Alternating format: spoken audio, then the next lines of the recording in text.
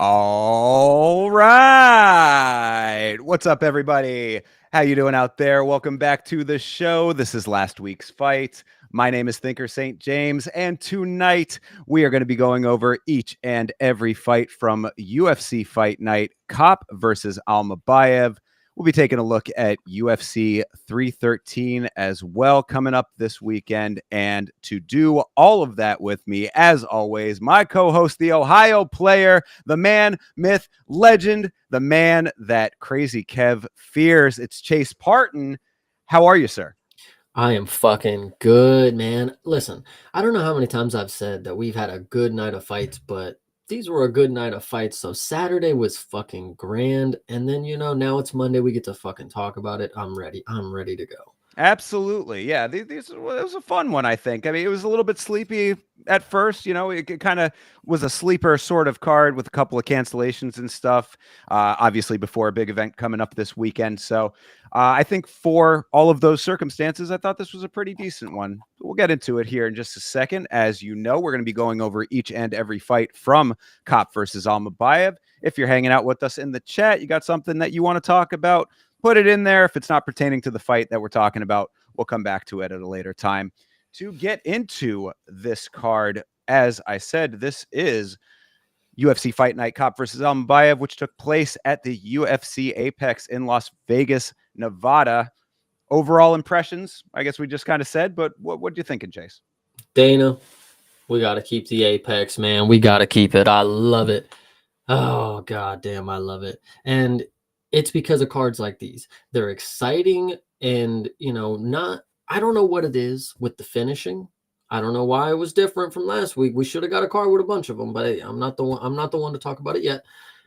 But even if we didn't get a lot of finishes, this one was pretty solid. Very fun fights. Decent amount of action, even if the co-main event was who it was. So yeah, we'll certainly talk about that. I thought that this was a fun one too. I don't get the people that don't like the Apex. Yes, I understand wanting the crowd. I understand that the crowd brings its own energy, but like we talked about it, I think last week, where it's like, it's two different styles of viewing and two different viewing experiences that I think independently are great in their own respects, and on the one hand, you have the crowd, you have all of that atmosphere that gets dredged up with a large group of people, and the noise and the atmosphere is palpable. I understand all of that, but I think that when you're in the Apex, it's a more intimate viewing of the sport that you're a fan of. Like, imagine watching a basketball game. I don't know if this is the greatest analogy, but I'll make it anyway. Imagine watching a basketball game, in a stadium with all of these people or whatever, but then getting to watch your favorite basketball player play one-on-one against somebody, and you're like one of a couple of people that are like courtside for that. Like, to me, that I think that there's merit to both of those.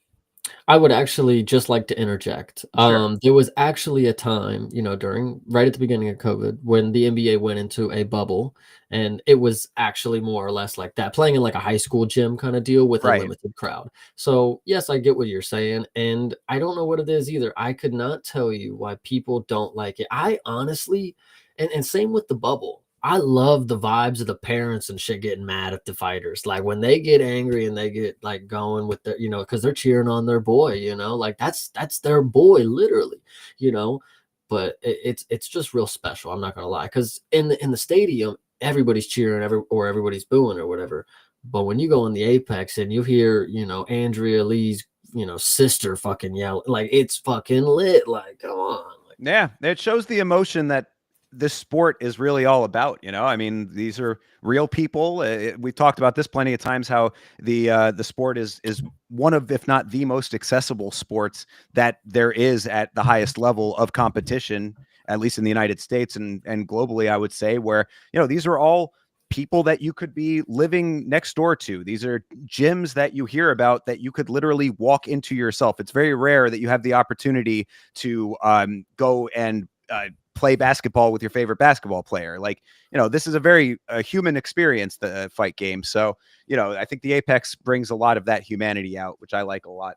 Yeah, 100%. I think we should all enjoy the sport while it is right now, because if they were paid like boxers and these dudes were famous celebrities, just like, you would never be able to like communicate with them on Twitter, shout out Charles Johnson, or run into him on the street. I think it's just a really rare opportunity that you have a sport this, like, I don't know, like a very global sport that is just kind of so, it's a niche market kind of deal. Yeah, it's insulated, its own little world in a way, even though those ticket prices are sure going up, but that's a whole nother story.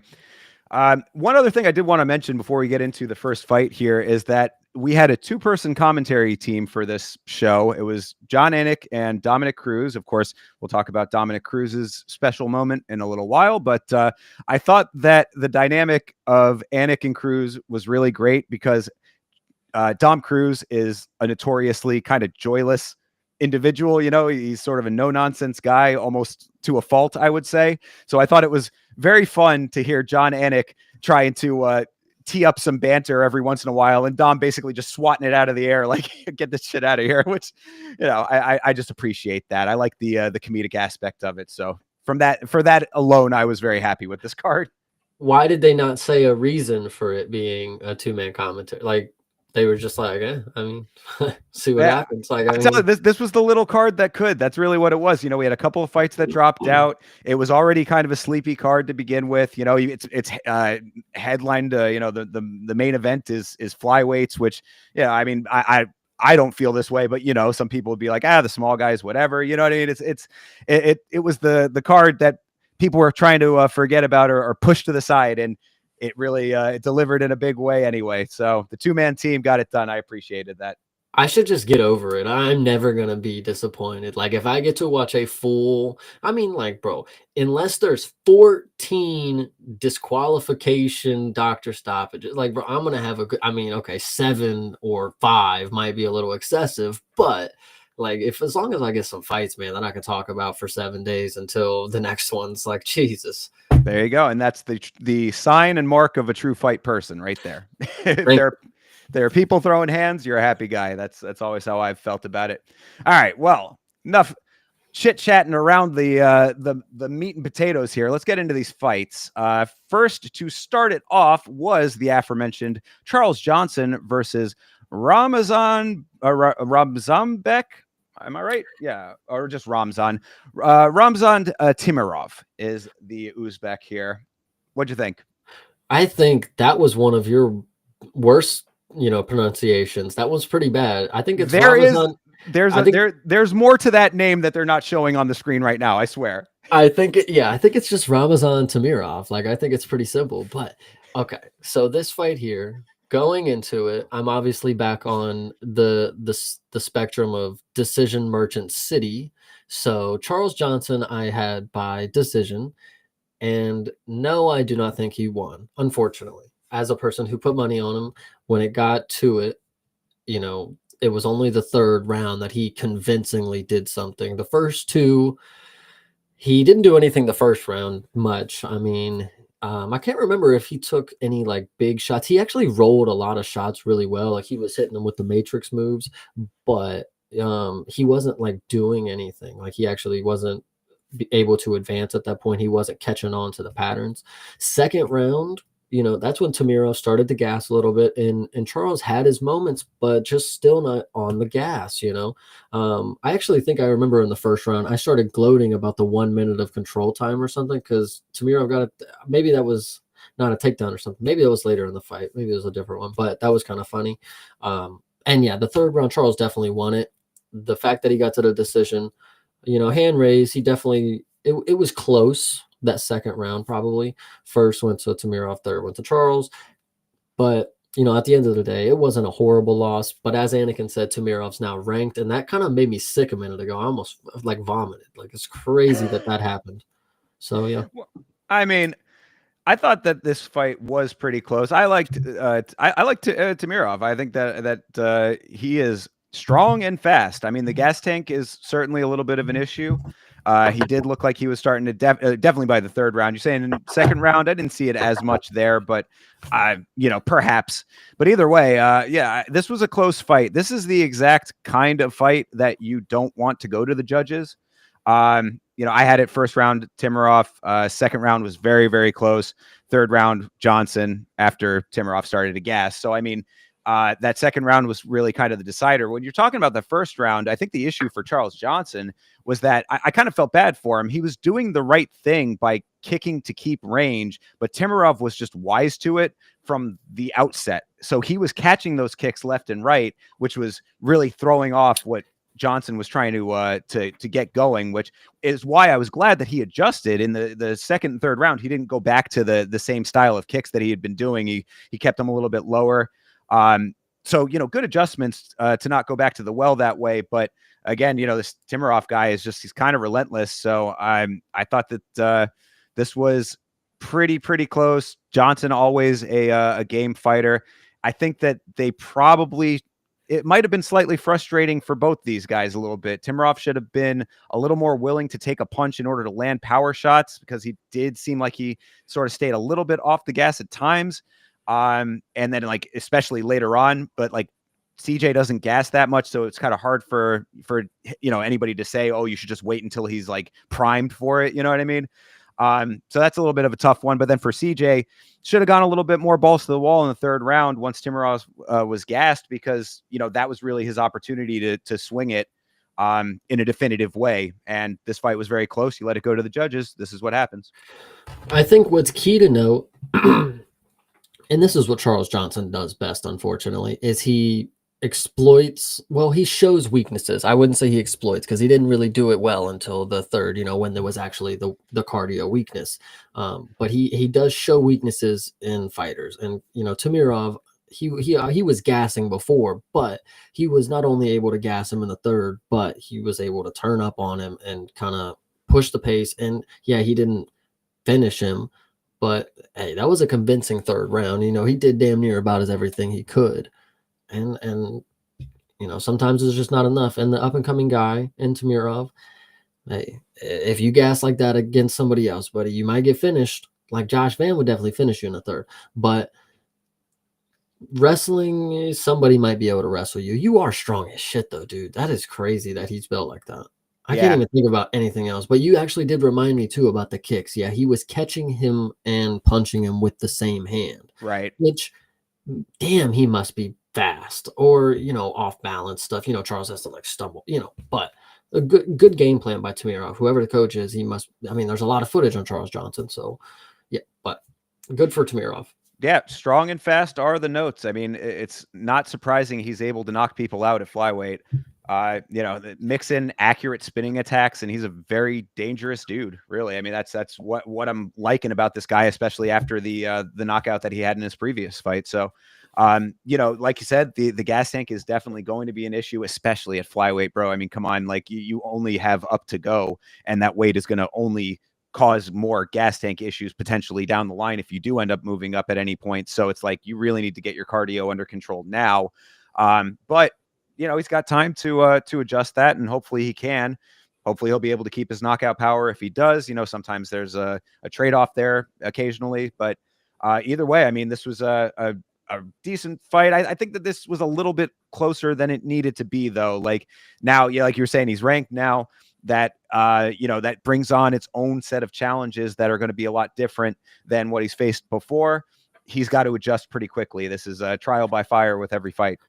I think what's also to note that I thought instantly when Tamirov came out, I got the vibes that he was a little jittery, a little nervous. Charles, on the other hand, was very loose, didn't seem overly confident, but seemed like he was in his mode. He seemed like he was in, the vibe that he wanted to be. And I thought that was going to play a lot more into it. I thought Charles was going to do what Charles Johnson has done before and spook the up and comer. But man, it sucks to see because, like I said, I had Charles by decision. And, I'm not here to say you lost me money or anything like that. But, Charles, you put on a decent performance. Like I said, the third round was good enough, man. I thought it was fine. Yeah, one note that I did have after doing the rewatch, and I want to shout out Vitz King on this one, because CJ is one of his favorite fighters. So on the watch along, we did have it 2-1 to CJ on the watch along. Watching it back, I could definitely be okay with 2-1 for Timarov. So close fight, all that stuff being said. But one note that I had was that Charles Johnson seemed a little agitated in this fight, just in general. And I don't know if that was just him like in fight mode or if there was something else that was going on, but he didn't like they were talking about on the commentary that he didn't like that they were the opening fight. So that off the bat was, I think he felt a little disrespected by that. Then there were a couple of times where he was protesting glove grabs, which I mean, in the moment, it was a little hard to see if it was like fully hooked in the glove or whatever. Like, so maybe it was, maybe it wasn't. He got really upset with a shot that came in a little bit late after the horn sounded at one point. So I don't know if he was just again, I don't know if I'm confusing his fight ready persona versus him being a little bit more agitated in some way than he normally would be, but just something to put out there. And then, of course, all of the opposition he was facing from Timarov couldn't have helped that situation either. Yeah, Anakin just said it. It was the power. I mean, Charles was feeling the shots more. Yeah. And he did actually, if you think about it, his game plan worked out very well. I think some other people should take notes. He was landing a lot of kicks, and yes, he was getting the kicks caught and he was getting countered. But it did add up in the end. I mean, he did gas him out and showed that if you are in a 5-round with this dude, because that's eventually the goal. That's what you have to think about it, not even just against the current champ or somebody who you believe is going to be a champ, but 5 rounds. I mean, in 3, he was about dead and the tables turned. So that's exactly when you can lose the fight. So I think it's very key. Tamirov, I want to see who they give him next. I mean, he must be on some sort of a skyrocket. I mean, Jesus Lord, the Tesla one, I guess, because he just went from two fights in the UFC, 1 knockout, I believe. Maybe it was even 1 fight in the UFC. I'm not even. I was going to say, I think that knockout was his debut. Okay, so I mean, let's see who he gets next. I mean, if it has to be Josh Van, I mean, he's gonna get cooked. That's all I gotta say. Well, we shall see. I mean, powerful guy. If he can get it done early, then there's potential there. But yeah, the cardio is definitely going to be the takeaway from this. Is just keep an eye on that because, as I said, a guy fighting at flyweight who's having gas tank issues is a big red flag, just in general. Yeah. So that's but good fight though. I enjoyed that fight. A good way to start this card off. Next fight, not so much. I'd have to say. This fight is unfortunate because this is the exact type of fight that people who criticize women's MMA would point to as like the example of why they have those criticisms. And so like I always hate to see this kind of thing because I don't want to lend credence to that type of mentality. But this was a pretty boring fight, to be perfectly honest. This is a JJ Aldridge versus Andrea Lee, by the way. I loved it. Oh my God, did I love it. God, you guys don't understand how impressive it is. Like, it's so impressive to be the highest level of mixed martial arts.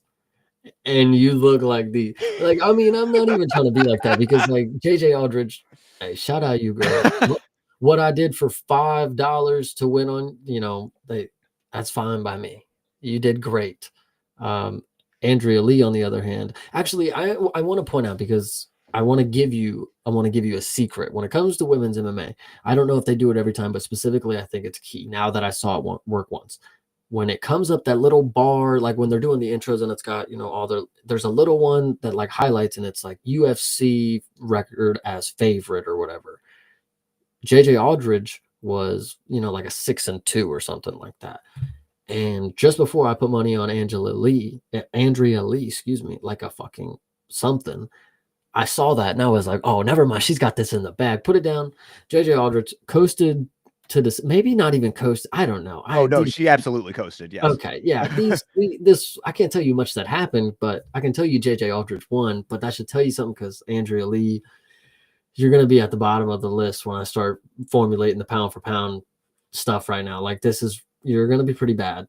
I So mean, I don't think she's going to stick around much longer to be able to make the list. If my suspicions are correct, she is now at 6 losses in a row. So that is pretty wild work, which is also brings me to a point that I definitely need to make here. This is one of 2 apologies that I need to make to a viewer from the watch along. You know, I do the watch along with the Vitz King. We have a good time hanging out over there. We got a viewer that hangs with us named Arrogant Savage. Great dude, friend of the channel. I have to issue, this is the first of 2, but this is an apology because I don't know what I was thinking when I thought that Andrea Lee was a good dog in this fight. I think I even said it on the show that I thought Lee might have been a good dog. Now, I guess the theoretical thinking could have been that she's fighting for her job right now. I mean, she's coming off of 5 losses in a row. You know, a 6th is pretty much, I mean, how she even got to 5 losses is wild to begin with, but wanted to issue that apology off rip because I believe that Savage put a little bit of money down based on what I had said there. And I am going to take these predictions and, you know, the things that I say a little bit more seriously going forward for that exact reason. First of all, never listen to any of it, you know, with any kind of definitive authority. Like that just should be from the outset understood. But even within that, yeah, you can listen to Chase more than you can listen to me. But that being said, I will still do better due diligence than to shoot from the hip and give Andrea Lee as the good dog, because she certainly was not. I will take some blame too. Up until the final moment, I also was thinking, no way can you lose 6 in a row. Like, come on, there's no way you can lose 6 in a row. Like, and I actually want to throw this in there. I think pretty privilege is a thing in the UFC because no way do you get 6 losses. And you say, if she does, listen, she must bring in some dough. Somebody shows up for her and gets front row seats. I mean, listen, this girl right here, Andrea Lee. Oh, I mean, she at least landed 66 strikes. I'll give it to her. She landed more than maybe anybody on a 6-fight losing streak should. So, I mean, what level of strike are we talking about? But the note that I had is this was the softest hard spar of all time. Yeah. yeah, I can see it. I think there was one time it says sub attempt, and I'm trying to think back. Did she have her in a sub attempt that was like maybe tight? Maybe I was worried for a second. I don't believe so though. I don't believe Yeah, so. I don't think so. You know, we talk all the time about how the numbers are always a little bit off. They do not tell the story of the fight. I mean, none of these numbers tell the story of this fight, in my opinion, because this just was really, like I said, it was a spar. I mean, basically, nice takedown for Aldrich in the first round, but didn't do anything with it. Good takedown defense when Lee wasn't putting much into her attempts. You know what I'm saying? Like, so it's like, you know, I'm trying to think of some things to say about this. I mean, I thought that Aldrich split the guard nicely a couple of times with some of her strikes. Like some of Aldrich's strikes were not bad. I mean, like they were well placed, but the power just wasn't there to make them anything more than taps. So, you know, she got a little bit more volume out of it. Lee was really just kind of fainting a lot, but not actually like going for it when the time was right. You know, she was very fast twitch without much actual output, I felt. That's pretty much as far as I got with any kind of like actual assessment of the fight itself. Yeah, if I don't remember anything, it must be really bad. I mean, I'm normally pretty good on moments. If there's a key thing that happened, I do remember the takedown. I remember thinking that was good. That secured it kind of deal. But she was probably up anyways. So yeah, once again, these women are not going to make it very high on the pound for pound list, but we will go ahead and give them consideration for trying, medals Sure. around. There you go. Exactly. Fair enough. But I did have this interesting point because I didn't have too much to say about the fight itself. And again, shout out to Arrogant Savage for bringing this to my attention because this is one of the MMA lore pieces that I guess somehow escaped me in the past. Are you familiar with the Andrea Lee Nazi ex-husband story? No, that is crazy. Okay, well, this is what? How many weeks into 2025 has there been a Nazi headline? Like, this is crazy. We've got Nazis, we've got new dog touching. It's just it's a whole world of interesting things going on in the MMA space as always. But yeah, so basically the story there is that Andrea Lee, I guess in 2018, was married to this I guess either former or current Nazi dude who had a tattoo that sparked some controversy online, became a bit of a thing for that time of her career.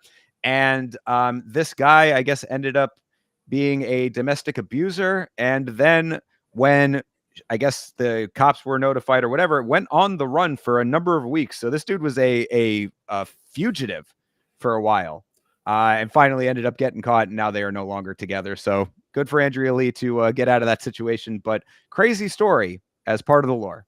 I mean, this is, hey, listen, sounds like perfect boyfriend material to me. This is exactly what they go for. I don't know. But no, that is pretty crazy. Do we know what was the tattoo? Can I ask what the tattoo was? I believe it was a straight up swastika. He just went for, okay. Full on. Yeah. You know, none of those more cryptic ones that are like, you know, like you have to decipher. Was it like on his neck? Like, I know I'm asking too much. Like, yeah, that I don't know. I'd have to go and find the actual image. But the swastika is crazy. Okay. Anyway, continue. Yeah, so, I mean, there you go. That's just the end of that one. The shout out to the Vitz King for the joke. You know, Andrea Lee had to go get herself a less abusive Nazi to shack up with now. So, but that is all speculation. That's jokes. Anyway, cut Andrea Lee. 6 losses in a row. Get out of here. I'm not having this kind of a fight anymore. Aldrich gets her black belt in Taekwondo off of this fight. Fine, I guess. Her going up against higher level competition, I would not be super confident. I'm done with this fight. You got anything else? No. 13-11. That's crazy. I mean, you might as well call it a career. You made it to the highest level. There's probably nothing left for Miss Lee. Yeah, I you know, maybe some kind of competition outside of the UFC, but yeah, I think her time has come. All right, first step. Let's get into it. Let's move on here. Lucas Almeida versus Danny Silva. Almeida misses weight. He's the only person on the card to miss weight. I believe he missed by 2.5 pounds, something like that. So, you know, significant weight miss. Did not end up winning this fight. What'd you think? I was telling you guys, you got to listen to me, and this is the first step in the process. I will admit, the beginning of the week, and I may have said it on the podcast, I was a little worried. Lucas Almeida was very impressive in his last performance, and then, you know, he comes in, he misses weight. At that point, I was sold. At that point, he missed weight, and I was convinced. Not at that moment was I convinced, but beforehand, I already decided Danny Silva. Excuse me. Danny Silva has been somebody I watched since the Contender Series. He put on a matchup performance that is one of my favorite fights of all time. Then he comes into his debut and he also wins. So why would I sit here and think that he's not going to do what he's done his entire career, which is beat the dog shit out of people with his slick boxing? And you know, you miss weight against my boy. Now you got another thing coming. You got a death sentence. And that's exactly what I'm happy to be the only person that said. Everybody in the Discord, they went Lucas Almeida, weight miss, taller. You know, actually, I think they were the same height, but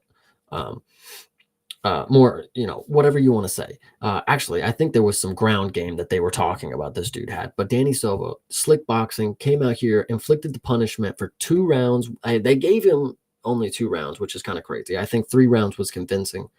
And then me of all people, deserve to get screamed at for robbery for like 2 fights after this because Danny Silva was the man to do it. I'm just saying, like, I don't get it. I didn't think this one was even close, and split decision, whatever. Danny Silva's the fucking guy.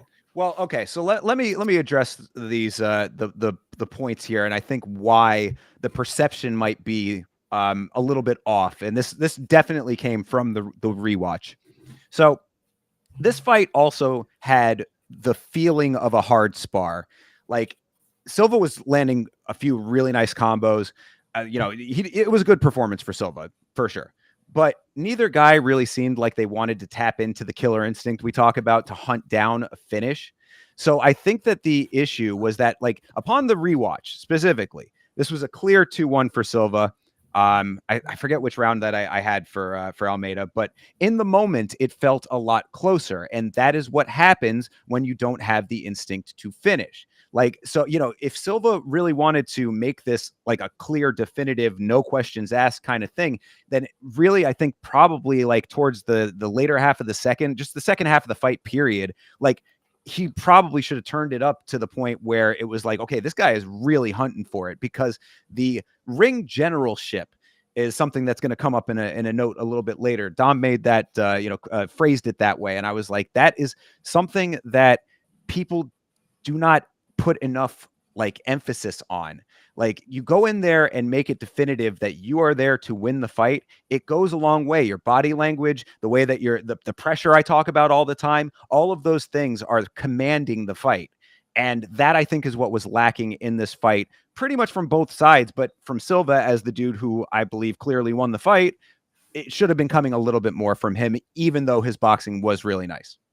I think I know at heart Danny Silva is unfortunately a volume puncher. Like he's gonna drop mean combos, rip the body, go up top. But the only finish that I see him getting at this time in his career is gonna be like a late third round TKO from gassing somebody out. And I think this was the first fight. Well, obviously there wasn't that many before. The first fight of the night where we realized, or noticed that the judging was they were awarding the pressure and the pacing.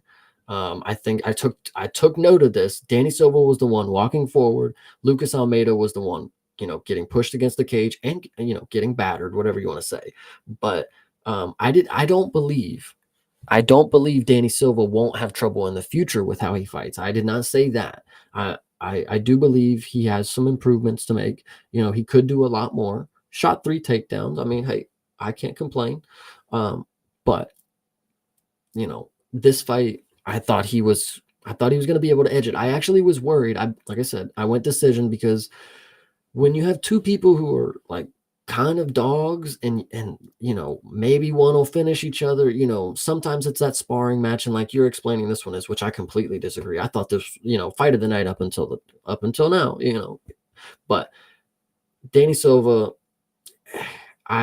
I'm glad I went with this. This is why you trust your eyes of what you've seen people do, and you understand, it's the video game system. What can they do against each other? I know we've been wrong before, but I don't know. Something about Danny Silva has always stuck out to me. And I'm just saying, guys, he's coming for you. Yeah, I don't think that my assessment has anything like really any bearing on Silva as like a, going forward in his career kind of situation or anything like that. I just think that like, because the other note that I had here is that like several shots that Silva landed looked like they could have been deadly if they had been thrown with a little bit more intention. And that's what I'm going at with when it comes to like the feeling of the spar, because it's like these guys were definitely both throwing volume. They were both landing. There were some nice exchanges there. It was just that like one needed to pull ahead and really like we talked. I go back to Peyton Talbot because I think it's just a good example of that. And you made that point a while back where it was like he just doesn't seem like he like wants to go after the win. Like he has this like lackadaisical kind of approach. I'm not saying that this is necessarily that exactly, but like pushing through to make it very apparent that you are winning the fight, like it goes a long way. It's a visual thing, and you got to think about too the fact that the judges are seeing it from cage side. Like the presentation of domination goes a long way in their eyes as well. So like this, I feel like this did not have to be a split decision had Silva had a little bit more of that. Well, if it means anything, in my eyes, it wasn't a split decision. I mean, obviously, I'm one person. I can't tell you what 3 judges would pick, but I thought he convincingly won 2, if not 3. I mean, and the cardio, I want to actually give a shout out to. Danny Silva is able, again, push the pace into the 3rd round, dropping long combinations. The numbers don't really tell the story for how good of a striker Danny is. And I don't mean good as in like how accurate or whatever, but like the way that he strikes, he drops a lot more numbers in the sequence than somebody who's, just pitter-patting with a jab or dropping or trying to counter strike, which is what Lucas Almeida was forced to do a lot in this because Danny Silva's pressure is just on that fucking shit. And that's going to be a good, like, I talk about Josh Van a lot, but I do, compare Danny Silva a little bit to Josh Van. He's a volume puncher. He's not really going to knock you out. He's just going to beat you down until you're done. And I think it's a really good comparison. But Danny Silva, I can't give more praise. You are the fucking man. Shout out you. Fair enough. I mean, he got the win. I think he deserved the win. That's pretty much about it. I would personally say just go out there and tap into your inner killer a little bit more. That's really all the main takeaway from all of this is, it's all about this specific fight, but like in the broader sense that, if you have that killer instinct a little bit deeper to, kind of present yourself that way a little bit more, you tap into that. And then all of the other pieces are already in place, I think what's key going forward is you once again get another performance where you watch Danny Silva A, not give up on himself, B, not not underestimate himself, but not try to use abilities that he doesn't possess. He plays right into his wheelhouse. He knows what's gonna work, and while he doesn't get unanimous decisions, quote unquote, by the judges, he knows how to get the win. We talk about split decision people all the time. It's not going to work forever, but some people at a time just know how to get that extra leg on the opponent. And Danny Silva, for the time being, history showing that he's just that dude to do it. And whether that means I'm going to bet on him with his next guy, I know for fact he's going to go he's going to go hard. He's going to try. And if it's a good money bet because he's going to perform at the highest level that he's able to at the time. Yeah, most definitely. And, at the end of the day, we talked about it at the beginning of the assessment here. The fact that he beat a dude who came in 2.5 pounds overweight, that speaks pretty highly as well. So yeah, we beat his ass. Right on. All right. Well, fair enough there. Let's keep it moving here. This next one was a fight I quite enjoyed. This is Jose. I don't know if you knew that it was his actual name, but Jose Chepe Mariscal, you probably know him as Chepe Mariscal, versus Ricardo Ramos. What did you think of Mr. Chepe, sir? I think, well, one, let me not get into my Chepe spiel. I want to say that I thank the Discord for swaying me away from Chepe knockout. I was going to do that, right? And it's because I did not believe Ricardo Ramos is somebody to worry about, but then, the Discord, they wanted me to believe that, and I do believe it now. Ricardo Ramos is a savvy vet. He's a dude that's going to fight through it and he's going to get to the belt. And I did see that after he got rocked by Chepe, because Chepe did have a moment where he kind of had him on the ropes. But Chepe is unfortunately not somebody like, and I know we were supposed to see him fight, maybe it was this card, but Steve Garcia. He is not somebody like Steve Garcia who could come out here and he's just going to flatline people, week after week, quote unquote. But Chepe is just unfortunately not. He's not a killer, He's a dude that I'm comfortable saying yes, he can go to decision, and it's because he's able to grapple and out overpower people, not even outmaneuver him. He doesn't even need to do that because he's just a brute when it comes to the grappling. And then his striking, it is powerful and it is effective. But I think also Ricardo Ramos is one of these dudes that when you punch him, he's going to, fly 4 feet, from the impact and sell it a little bit. Not in the sell sense, but I don't know. Chepe is very talented, but he's, again, somebody that I'm okay picking decision on. I just don't know. I just don't feel he's got that oomph in his the mindset is there, but the skill set I don't think is lending to a finisher. Yeah, you're queuing me right up because I have, the note that I had about that was that I worry that Chepe might be one of those guys who is just on the cusp of elite level, but might not achieve it. I wish that he had finished this fight, as he's especially knocking on the door of ranked competition at this point. So we'll see. I mean, I'm tending to agree with what you're saying here, but all that being said, Chepe is still a fucking gangster, though. I like this guy. I still like, even with that being what it is, this dude, round 1 with a beautiful hip toss. This dude his tosses were really, really nice. Ramos gets him into some sticky leg work on the ground. Chepe gets back up and open hand slaps him for it. That is gangster shit. So I can appreciate that in and of itself, just by itself. But oh yeah, I was gonna say, I don't know if you saw, I think it was maybe the 3rd round where his coaches were yelling, "You're the machine, you're the machine," and he's just walking forward trying to punt. It's really good. Chepe is cool. I'm not trying to downplay him. I could look at his record and I could, be very curious about like where he could stand later on in his career, but specifically this one right here, he was very dominant. If he's able to perform like this on on more events against competition that is higher each time, I'm very impressed. But, you know, I would like you to be able to finish somebody like Ricardo Ramos, because somebody's going to be able to combat your brute style wrestling. They're not going to let that happen, and maybe they will be more slick jujitsu style, and they just are able to float, because this is still featherweight at the end of the day. Like, you get somebody like Diego Lopez who's able to, like, he can float around you, kind of deal. And then if Shepe goes up against, and maybe he already did, if he goes up against like Dan Ige or something, like, his wrestling is going to get very nullified, and he's going to have to rely on the striking a lot more.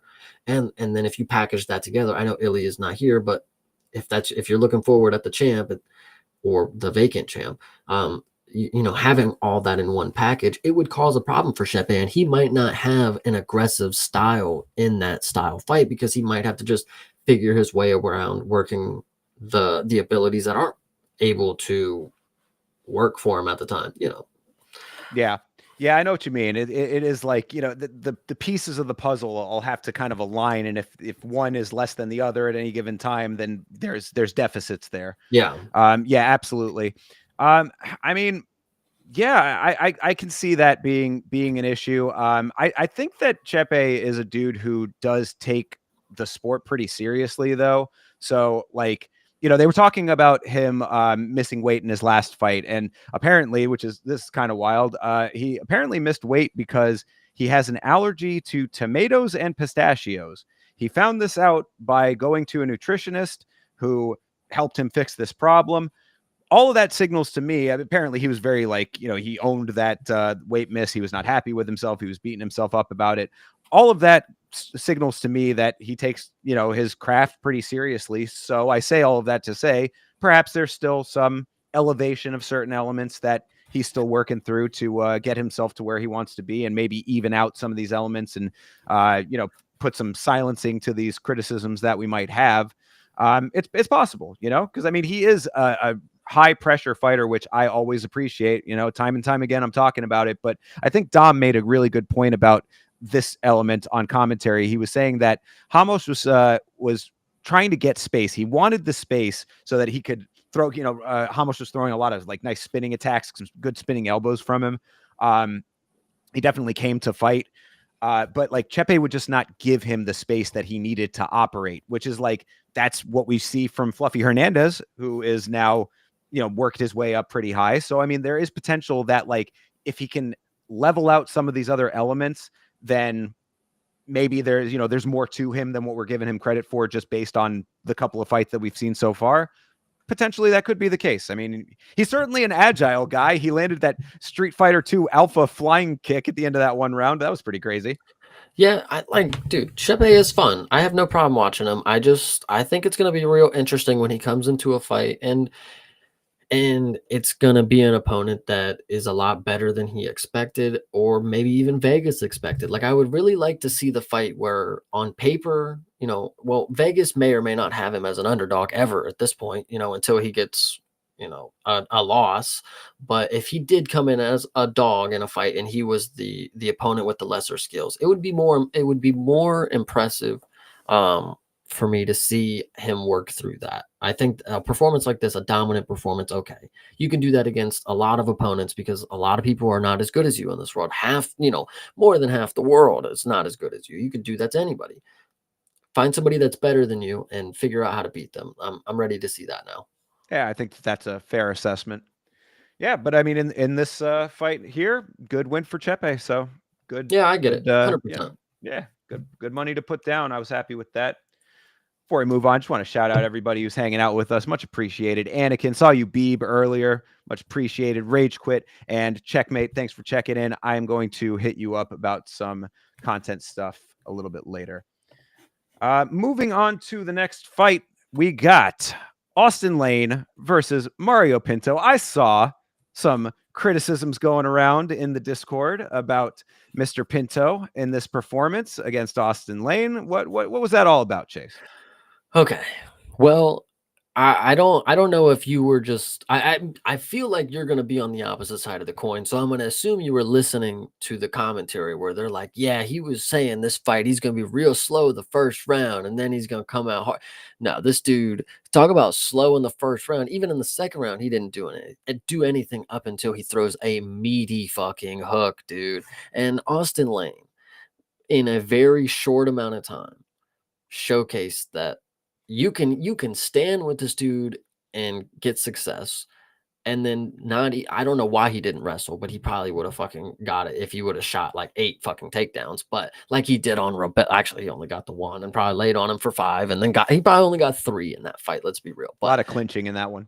yeah, anyway, Austin Lane did very good, which is not good. Why would you, like, I know, okay, so if you're Mario Pinto, you do not let this fucking dude have any success on you. And Mario Pinto really didn't do anything up until a knockout, which, okay, sure. Do you want to be a traditional heavyweight at this point in the era of the UFC? Go for it. But I just think there's a lot more heavyweights right now. And I say a lot, but I just can't think of them. I know Teixeira, Towson Teixeira is one that I can know. He throws a lot of actually Julius Walker is a very good example. He's They light throw heavyweight, but yeah, I know what you mean.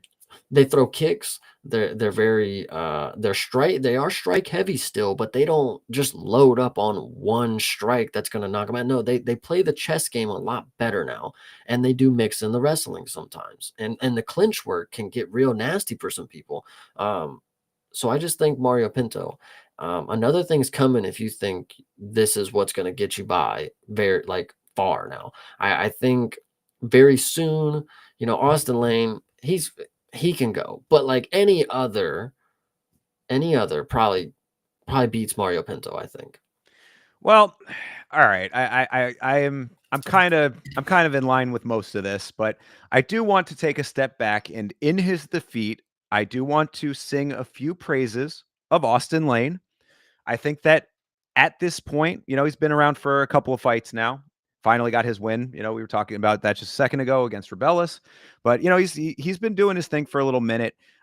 Former football player, so I think that he's finally coming into his own when it comes to the movement and the timing. Obviously, there's a decent amount of power as well. He looks like an actual MMA fighter at this point, and not just a football larper. You know what I mean? Like, which I think is something that you need, especially at heavyweight, where it's such a quick and easy check that can showcase all of your flaws, on a snap of the finger kind of thing.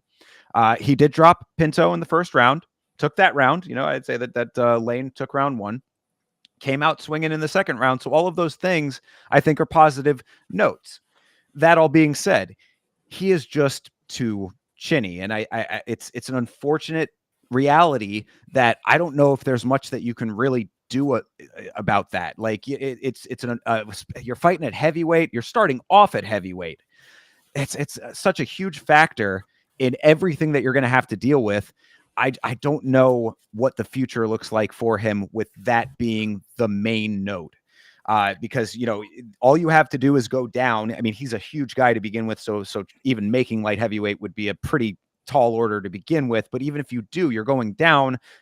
Chin gets a little bit weaker if you go down. Generally, is the conventional thought there. I worry about Austin Lane's longevity in this sport. So I'm not saying that I really like off of this performance would like say, yeah, cut this guy immediately or anything like that. But like, I do worry for him going forward. When it comes to Pinto, I thought that he was calm and composed throughout all of the adversity that he was facing. I thought that was a good note. He found the shot eventually. That being said, does he inspire tremendous confidence going forward based on this? I mean, this was his debut, though.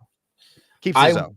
I want to say, I'll tell you exactly what the issue was. Austin Lane actually looked very good in the first round. He Right. was very mobile. He was able to keep his distance, and he was actually moving a lot. And I think that was to his detriment because the second round, he just started to stand in front of Pinto. He didn't move at all.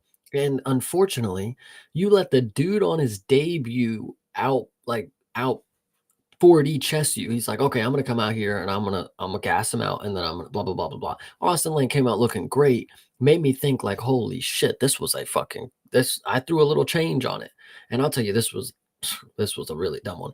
I put sub or decision, and I'm thinking, maybe he'll get him down, because like he did Robellis, and maybe arm triangle or something. I don't know, sub or decision. He'll do control time like he did Robellis. What was the difference here? Did you genuinely not trust? Like, you thought Robellis was a bigger threat, and as we know, Robellis is the god, but you didn't trust this dude's striking as much as you did Robellis, because Robellis, you tackled him. So I don't know where that was this one, and I think Austin Lane,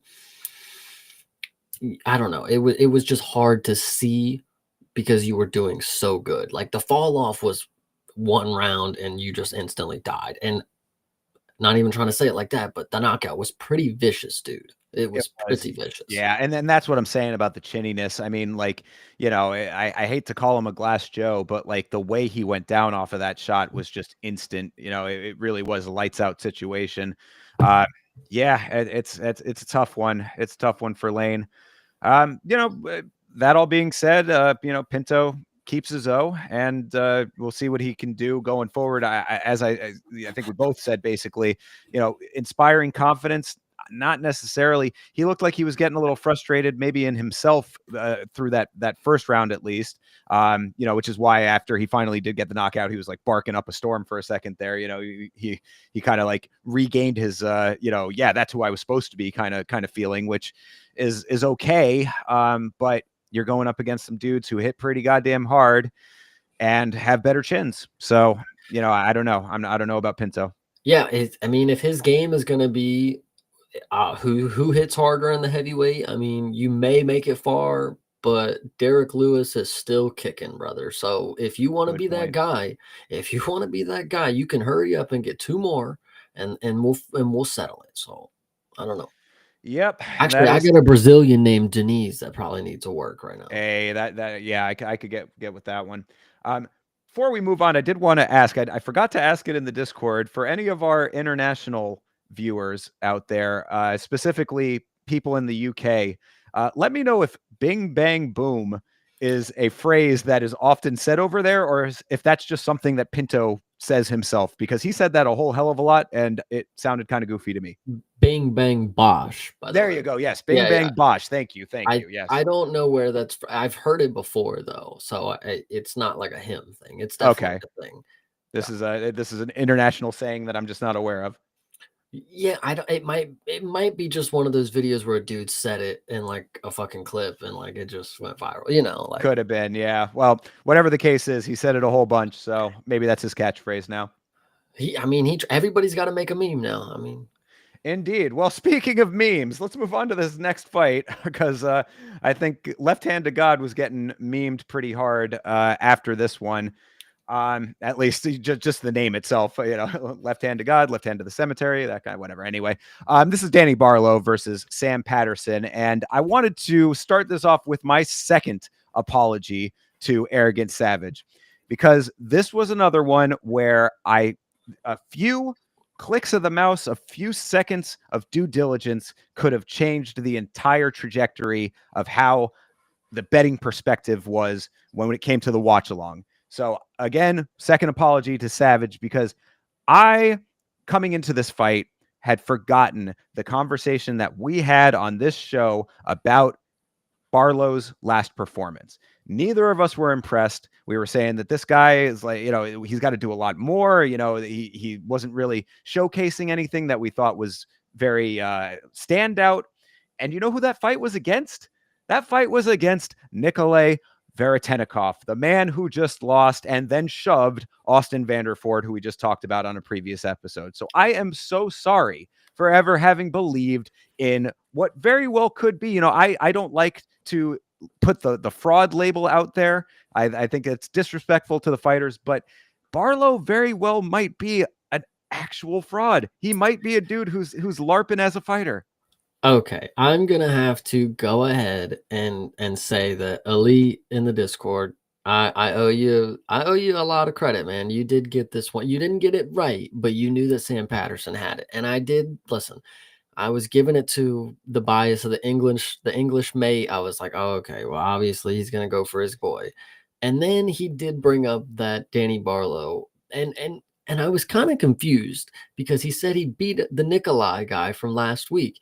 And I'm like, that don't add up, man. No way. This had to have been like early on his career. And then I eventually look and I'm like, this was this motherfucker's last fight, really? Like you went to a split decision with that guy.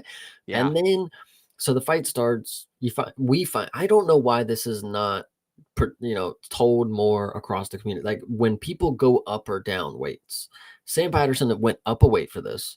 So needless to say, him packing a little more punch, it was still unexpected because I don't bet on twinks too often. I'm not gonna lie, boys. So this one was very interesting because while Elite was telling me that Sam Patterson's going to sub him, I don't think anybody in their right mind, I'm pretty sure it was like a plus fucking 1300 or something for Yeah. Sam Patterson to just come out here and starch Danny Barlow on the feet. The shot that landed wasn't even clean. It like grazed his head, but then he just went wobbling and fell over. It was a clear indication that like, yo, has this dude like never been like punched? Like really? Like he's just starched everybody like a normal, like a heavyweight would kind of deal. And he's never, I'm not saying never, but like the adversity that he faced here, Sam Patterson went for the kill, put him on the cage, started pounding head against the canvas. Mike Beltran, I'm screaming, where are you? The dude, the fight is over before the dude has to put his hand up and before he starts dribble. Like it was really bad. Mike Beltran, I know we want finishes, but Lord have mercy, they don't need to be like that. So I didn't think it was as bad. I think it looks worse on the replay than in real time. But yeah, he did take a dribble. You are correct about that. true. But so when it comes to Patterson, when I saw this is the big note about Patterson is that I think that the underestimation was rampant throughout the entire community when it comes to Patterson. When I saw on the graphics going into this fight, when he was entering the cage, that he had finished 11 of his 12 wins with 4 knockouts and 7 subs, I was like, that's when I knew I'd fucked up when it comes to the Barlow situation. I or not remembering the conversation that we had about Barlow. I got suckered in by the O. But Yeah. Like you'd said though, was not expecting the knockout. Like I think a lot of people weren't, but damn if he didn't do it. I mean, I think that the issue, at least, and I was being a little bit facetious when I was talking all the fraud talk about Barlow.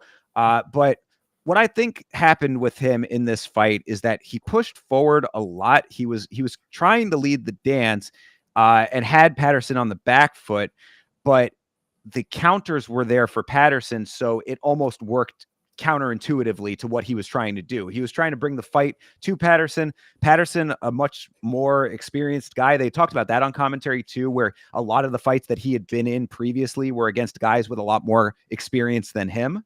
So it's like, not only is he more experienced just in his record, but he's fighting more experienced fighters on top of that. That adds to the experience level to an extent as well. So I just think that the awareness in this fight was all on the side of Patterson. And you definitely saw the awareness when Patterson realized that he had him hurt off that shot you were talking about that wobbled him, goes in, right hand for the kill shot was beautifully placed. The one that was just straight down Main Street, right to his nose. And then, of course, the shots afterwards were what you're talking about when his head got bounced. A little unfortunate, but this is the fight game. It happens. Yeah, it is. I mean, it's unfortunate. This is the unfortunate side.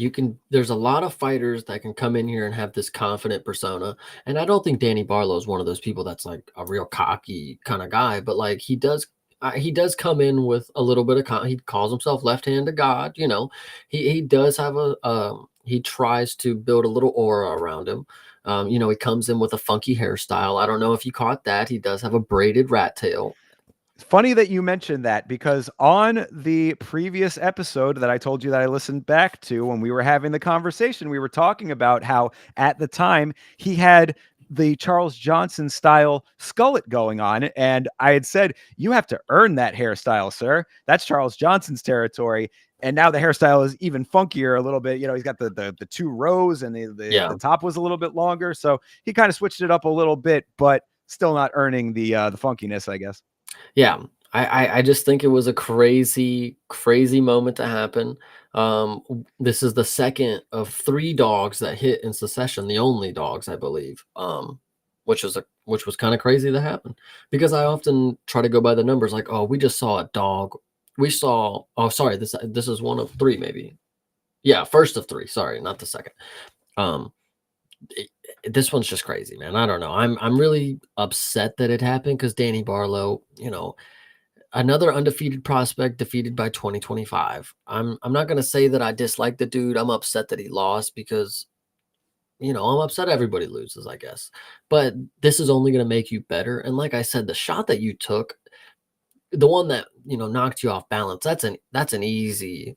Like I don't think that was like a world killer. Like it's not like you got like chinned and you're like chicken dancing. Like you kind of just got knocked off balance. Then you got put up against the cage and you took some shots. But it wasn't the worst thing ever. It's only gonna make you better, man. And I think looking forward, that's what you can do is just appreciate that you got the experience from an experienced fighter, just like Sam Patterson. That's how he got better, and that's how he beat you is learning from the people that beat him, kind of deal. Yeah, and that was going to be the question that I had is what would be next for Barlow. So I guess you kind of laid it out there, take this as a learning experience and work on some stuff. But I just I don't know. You put me on to the term the eye test when it comes to MMA. Like I didn't really have like a definitive way to like say that before, but like the eye test is a really good like way to put it. And there's just something about Barlow that I don't know if he passes the eye test for me.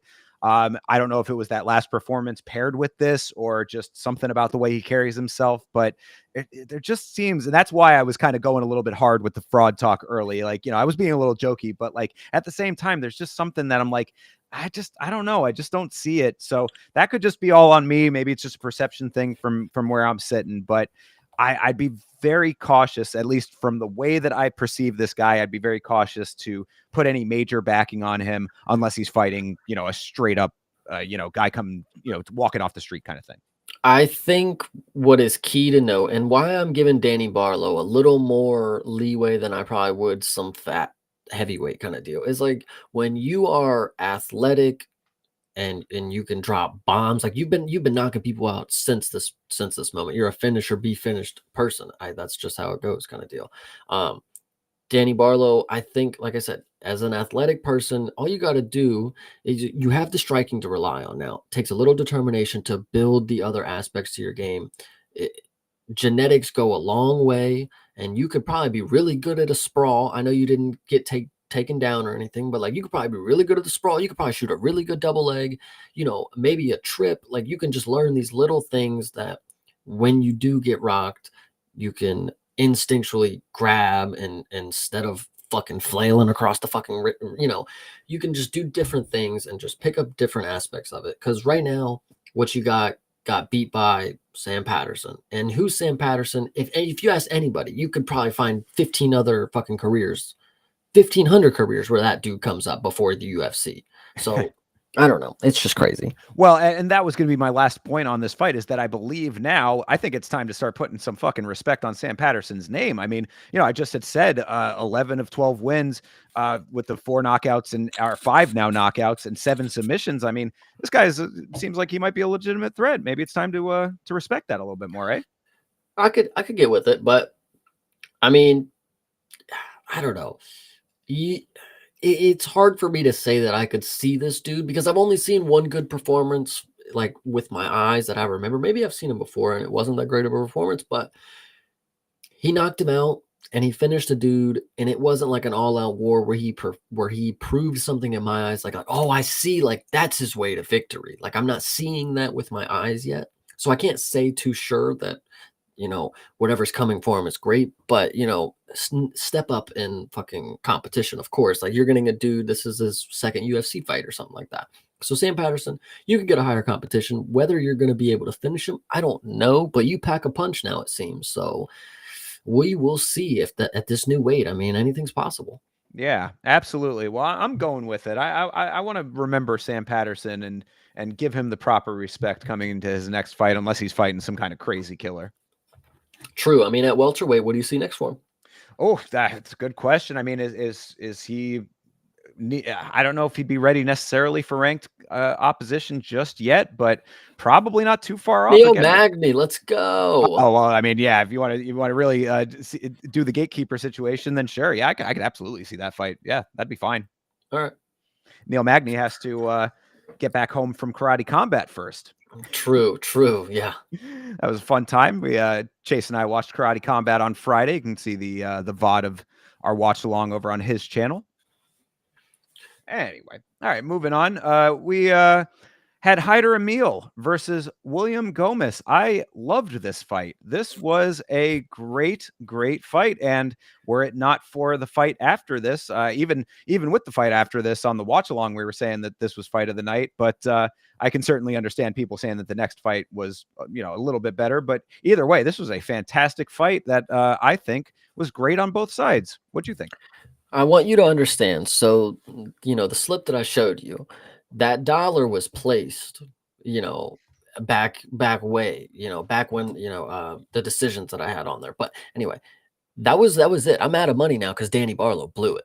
So I'm riding on Hyder Emil to be exactly the guy that I thought he was. And not only is he, but I will admit, and I'll say it off rip, when the bell rang, I thought Gomi won the first 2 rounds. But if I went with the judging and how they were scoring, the aggressive pace that fighters were putting on, the ability to eat the big shots and just push forward and land more, I think Hyder Emil was the perfect fucking dog on this card because, man, did he fight like a fucking dog. This dude's a rabid animal. To come in at a plus 200 for somebody that's 10-0, I know undefeated records, but like, you're not watching if you think this is just some other undefeated prospect. This is not Danny Barlow. This is not fucking Estevam. This dude is a monster. He'll come at you the entire fucking fight. He'll be gassed, like, so you can tell that he's fucking tired, but he'll never fucking, like, his body is not going to react to tiredness, apparently. He drops bombs. He took such big shots from Gomi. I thought that's why they were going to give it to him. I'm not going to lie. Gomi gave him some really big counter shots in round 1 and 2. Round 3, the pace was pushed. Hyder Emil was still doing the same thing it wasn't necessarily like, okay, it worked because he won, but it wasn't working in the sense where he's like dominating the fight. Like he had to take a lot to give in this fight. Split decision is perfectly warranted, but this is exactly what Gomi gets for playing that fucking game style. Like this is what you get for that play style. You come out here and you run the entire fight and you play on the back foot and you get pushed against the cage. You actually sat on the cage multiple times, just waving him on, and you didn't do enough to win. And I hope that proves to your 12-fight win streak that you should have been listening to the criticism that people were giving you, because there's no way that you thought you were just going to skate by and people were going to reward a passive fight style. You have Hyder Emil, who's pushing everything in your face. He's aggressive. He's throwing big shots. He's eating every shot that you're giving, and it's the kitchen sink. William Gomi put everything into it, and Hyder Emil, Iron Chin, Granite, came forward, and the judges rewarded accordingly. And I'm very happy, but I did not think that was going to be the case. Yeah, I mean, this was the fight that Dom was that I referenced earlier, where Dom was talking about ring generalship. Hyder Emil exemplifies ring generalship. This guy is tough as nails. He is relentless with his forward motion. It's really a great watch as a fan. I mean, I really like the way that he fights. This was a razor close fight, though, as you kind of said there. I had round 1 was for Gomez. Round 3 was pretty clearly for Emil. Round 2 was the decider. And after the rewatch, I might have still switched sides a couple of times. So I can definitely understand the feeling that it could have gone for Gomez. It could have gone for Emil. I mean, this was a great fight for that reason. But what you're saying about the determination of Hyder is exactly that's the exact note of what I was talking about with Danny Silva. If he had fought similar to this style, I mean, it's not the same deal, but like the same level of like go after it, because not at any point in this fight was Hyder in his mind saying like, oh, I'm tired or I'm out of it or any of that. He was one track to the finish line at all times. And it was really, really cool to see. Even through some of the solid adversity that he took, especially in that first round. Gomez had a fantastic sequence near the end of the round. I mean, like, there was some really nice exchanges going on. I don't know all of the criticism that you were referencing with Gomez, but he was always a dude who, again, didn't really pass the eye test for me in the past. He had that whole weight issue where he had to drop out of that one fight because he cut too much weight, which sort of colored my vision a little bit there. Like, I always just sort of put him in this kind of camp as someone was like, I'm not really he's not somebody that's going to stick around long enough, even with a great win streak under his belt. I gained a good amount of respect for him in this fight. I thought that the level of intensity that he was bringing to the fight, like, matched Emil for as long as it could. I thought there was some really, really nice active clinch situations in this fight with both guys going after it and not accepting positions. So I really enjoyed this fight a lot. I think also before this fight, people were saying, well, William Gomi beat, Brito.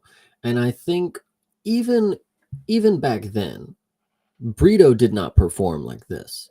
I think William Gomi was able to skate by on somebody like Brito who wasn't able to reach the level that Hyder Emil was. But when you have somebody who's one, a rabid animal like Hyder Emil, two, who's actually fucking skilled, and three, can just put it all together in a package that for somebody at the age probably shouldn't be doing it, because he's 34, I think it is. Hyder Emil's really fucking old for 11-0. Is that the case? I did not know that. Yeah, he's old. Hold on, Okay. let me double check it, just because we're right here. It is 34. Yes, exactly. Wow. So he's pretty old for a prospect, but he fights as if, and I don't know this dude, but it's like, he's an old man that's fighting and clawing to try to get it quick, get in and out, blue collar kind of guy. And I'm telling you, another guy that I watched from the Contender Series, and this is why, again, you trust your eye test and you trust the guys that have been doing it in front of your face for so long. Hyder Emil, dude, his last fight, he came out, starts the dude in the first round. Yeah. And then this one, he came out with the same intensity that he was gonna fit. And I think it might have been, they said some stat that he had a lot of finishes after the second round, or maybe he had no finishes after the second round. I don't remember what it was, but I know the one you're talking about. I think it was saying that he has a good amount in the second round, I believe.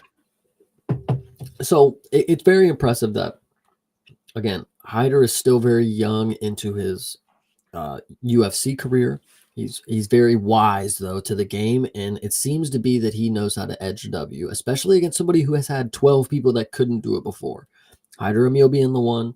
Shout out the judging. Even if they got it a little wrong, in my opinion, I thought Gomi was going to win. But I'm very, very happy that Hyder Emil was able to skate away, because these are the type of people that deserve to skate away. If skating away is what you want to call it, that's what they deserve, because they won that fight. So yeah. And a lot of times what I'm talking about, where it's like, if it's a close fight like this, then the body language and the intensity, again, the ring generalship, that's why it came up on commentary, is what Dom was talking about there. Like, if a lot of things appear to be equal, when you can go by the numbers, the numbers are what they're going to be. But like, you're watching in real time, the judges don't have the numbers in front of them. You're purely judging off of what your visual information is in the moment. And if all things appear equal, the guy who looks like he wants it more is, often going to get the win. So I think this worked out exactly as it should have worked out. Much like the next fight, actually, in that same vein. Yeah, we can move on to it. I'm really excited to talk about that one too, because this is where my genius started to shine. Well, before we get into this fight, though, I do want to briefly interject to say that this was the point in the broadcast that Dom Cruz got his video package send-off into retirement. And I just was curious, because this is a conversation that I'd been seeing going around online. Do you have any feelings on Dom Cruz getting his video, this package, the send-off in the Apex? Because a lot of people apparently were saying, oh, it should have been in front of a crowd, so he could have had the big reception and all that kind of stuff. Do you have any thoughts on that?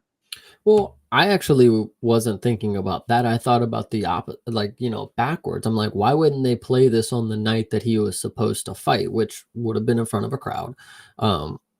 and the night that he was supposed to be there, then go ahead and play the tribute video, because he pulled out well before that. Why wait a week? But I guess so he can be on the commentary booth, and then John Anik could glaze. Like, I don't know. So I didn't think about the crowd version of it, because like it's a video playing on a TV screen for most people that are higher up. Like, what are we gonna see, an ant wave? Like, I don't know.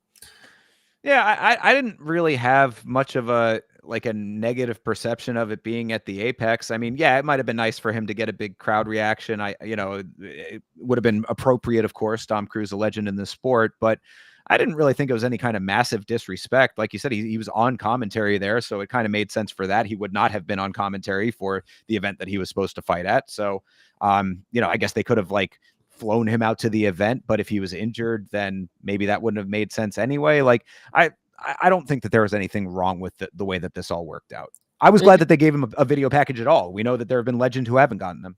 That's what I was gonna say. I mean, it could have been an Andrea Lee retirement package, and then Dom Cruz could have just been sitting there stale faced. I don't know. Yeah, or it could have gotten the Jack Shore, video interstitial between a couple of fights, just playing, on the broadcast feed. Yeah. Yeah, so, exactly. Yeah, so I think that the anybody who is criticizing the video element of this for Dom Cruz is maybe being a little bit of a nitpicker on that one. I also want to note, because you talk about the commentary with John Anik and Dom. I don't know if you heard, John Anik at one point goes, "Dom Cruz has left his backpack in front of my chair once again. I keep telling him not to do that." And then Dom Cruz gets on there. He's like, "I don't know, man. I just got to lay my backpack." It's like, it was the weirdest point in the commentary. The interactions were always hilarious between the two of them, because I think that John Anik is so great at navigating Dom's personality. That's why him and DC don't get along, is because DC does not navigate Dom effectively, and that's why they clash with each other. But John Anik is just enough of a professional to keep it professional, but also enough of a dude with a sense of humor to be able to kind of, bob and weave some funny stuff in there. One other note, because as just since we're talking about it, John Anik during the Andrea Lee fight was really funny to me, because as boring as that fight was, there was once or twice where I think either whoever it was landed a good strike, and John he does that thing where he really emphasizes a couple of words here, yeah. and that he's trolling. So I was like, man, the John Anik is okay, man. I really like that guy. Yeah, he's cool. Did you get actually, shout out John Anik. I've been on the John Anik social media app. I don't know if anybody knows anything about it. You guys can get on there and shout me out. I just found out about this the other day, and what is this? Why does John Anik have an app? I think you dead ass get on there just to tweet at him, I guess. I don't know. I didn't check it out too much, but what else would you get on John Anik's app for other than to talk to John Anik? If John Cena got an app, what would I expect it to be other than talking to John Cena? I couldn't imagine, but I definitely made the joke in the Discord that there are guys who have the John Anik app downloaded in their phone, hidden off into a secret calculator folder so that their girlfriends don't see it. Yeah, it's a good thought. John Anik is a funny dude. Why, out of all people to have an app, it's just a UFC commentator? Okay. I mean, maybe we're gonna have to do some additional research on this. Maybe we'll bring it up on stream sometime. But anyway, okay. All right, back to these fights here. Let's talk about Nasrat Haqparast versus Esteban Ribovics. Probably fight of the night if the previous fight that we talked about was not. What'd you think of this one? I think I'll point out that this, how early that I clocked that this was going to go down exactly how it was back at the Danny Silva fight. That was Danny Silva decision. That had to be the first leg. So I had this locked in, and I had a feeling, this was going to be a war. Of course, I was very concerned. Maybe one of them might go out. One of them might get a TKO, one of them might get a KO, because these are two deadly dudes. So that was the biggest worry. When the fight came on and I'm watching it, what was very much a concern on my part, and maybe I was biased, but I honestly believed, I thought Nasrat won every round. I thought this was going to be unanimous decision. I thought I was going to be so close, because I put Nasrat by split decision plus 1100. That was a good one.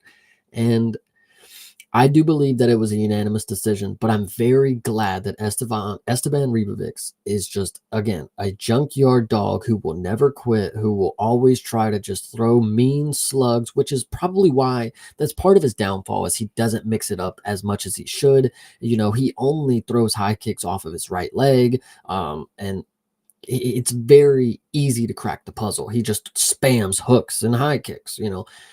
But needless to say, he was able to sway one judge to give him the fight. And I can't tell you how grateful I am for that because listen, Hack Perez actually put on a fucking killer performance for somebody who has only been in performances where it's kind of him standing in front of the other person and it's not somebody trying to walk in and punch him kind of deal. It's more pitter patter, and then Jamie Malarkey, obviously he fucking puts him in the dirt. But most of the fights is Hack Perez putting on a volume striking masterclass. This is another person like Danny Silva where the strikes add up, but the power is just not there unless he overloads you. Jamie Malarkey excluded. Nasrat Hack Perez looked better than I assumed he would. I'm not gonna lie, because Esteban, he's a deadly dude. 14-1 coming in here. Like, this is pretty impressive. But I also figured he could afford a loss in the judges' book. If this was a war, fight of the night, you don't lose stock. If you get an L early in your career, that doesn't mean much, like Esteban right here. He could still progress forward. He could even leapfrog Nasrat. We've seen him before. Oh, yeah. Yeah, absolutely. This is a great performance for Nasrat to skate away with because it makes him look really good because he was really good. He won all 3 rounds, in my opinion. He actually put the hurting on Esteban. That was really crazy to see. It was, like I said, more impressive than I thought it was going to be. Caught him with a lot of clean strikes. Very deceptive with his striking, I will say that, because there's not too much. It's not very creative. It's very technical, but he's able to catch Esteban very easily. And Esteban, listen, I'm not going to say he's the fucking god of defense. He's there to throw slugs and get shit done. But I appreciate that about him. That's why I was very grateful that this went to decision. But man, was I worried that it was not a split decision. I'm serious. Well, I mean, getting that split decision hit is a crazy hit. So congratulations on that one. But yeah, no, this was a really nice striking war, really. I mean, great show on both sides. Ribovics, like you said, stays with the kicks. When he could vary it a little bit more, but when they land, they are very nice. So it is, a thing to see. And we have seen him finish people with those kicks before. So, deadly is a good way to put it. One thing I liked a lot about Nasrat's game plan was not only his offensive movement, but the defensive responses. Like, not only the countering volume of Ribovics, like countering Ribovic's volumes, like as part of it, but like he was doing a lot of definitive force motions when it came to the output that he had to navigate what Ribovics was putting in front of him. Like his game planning in the fight, I thought was really good to complement the technicality that you were talking about, because his technical striking is really nice. His left hand is a cannon. He should be left hand to God. That should be Nasrat Haq for us. Left hand to Allah. Come on. Good point. Good point. Yes, indeed. Alhamdulillah. But Nasrat is a dude who I kind of knew was like a low-key beast for a while, and I just don't think that had been getting a lot of the credit that he deserved off of his previous performances. He's just kind of one of those dudes that was getting really nice wins and not getting recognized for it. And then on the other side, I thought that Ribovics, while it was a great fight with Zellhuber at Noche, I thought that people were kind of putting a little bit too much emphasis and praise on that fight as far as like what that was going to put into any other fights coming forward. Like, I didn't think that it was like, oh, this is the fight that's going to show you how this guy is going to be, in every other fight, and that's just what you're going to have to deal with if you fight him. I was like, no, there's going to be other guys that are going to fight a little bit differently than Zellhuber did, that are going to be able to navigate this style a little bit better. In comes Nasrat Haq for us. So I think this worked out really well. Yeah, again, this is another one where you got to just trust your boys. Nasrat, I've told the story before. When I first saw him, I was sick as a whatever, and he put on a striking clinic that actually made me stop vomiting. I actually had to watch the TV. Like, I was like, holy shit, this dude's actually good. And it just shows, once again, do your due diligence, watch the fights. You'll pick up the patterns of what a good fucking fighter can do. And then, not to say that Esteban isn't, a good opponent either. Like I said, I knew this was going to a war. That just shows how, fearful I was that Esteban, he might be able to do something. I was very worried that if he caught something, which he even did, a knee to the cheekbone for Esteban to Hell Nasrat was yeah. nasty. The fact Nasrat ate that, it probably broke his cheekbone. It was cut instantly. It was Oh yeah. swollen. But he fought through it. And I also want to know, I know we love to throw the merchant term around, but like, dude, if there is a hook merchant or spam merchant, Esteban threw 436 strikes according to the books. This dude throws so many fucking strikes. And I know he didn't land, more than 50%, 30%, whatever the hell number is. But Nasrat was on his fucking defense this fight. Like he actually was I didn't when you talk about the ceiling of fighters, this is the one that I maybe underestimated, excuse me. I don't maybe think that I thought Nasrat was going to look as good as he did right here. Ever in my life, the last fight that I thought it was solidified in my mind, oh, he's just a boxer. Like he's straight up just a boxer. And he is. He can shoot some takedowns, but the boxing is at a status that is pretty damn elite right now. Like, come on. Like, I don't know. That's crazy. Yeah, no, absolutely.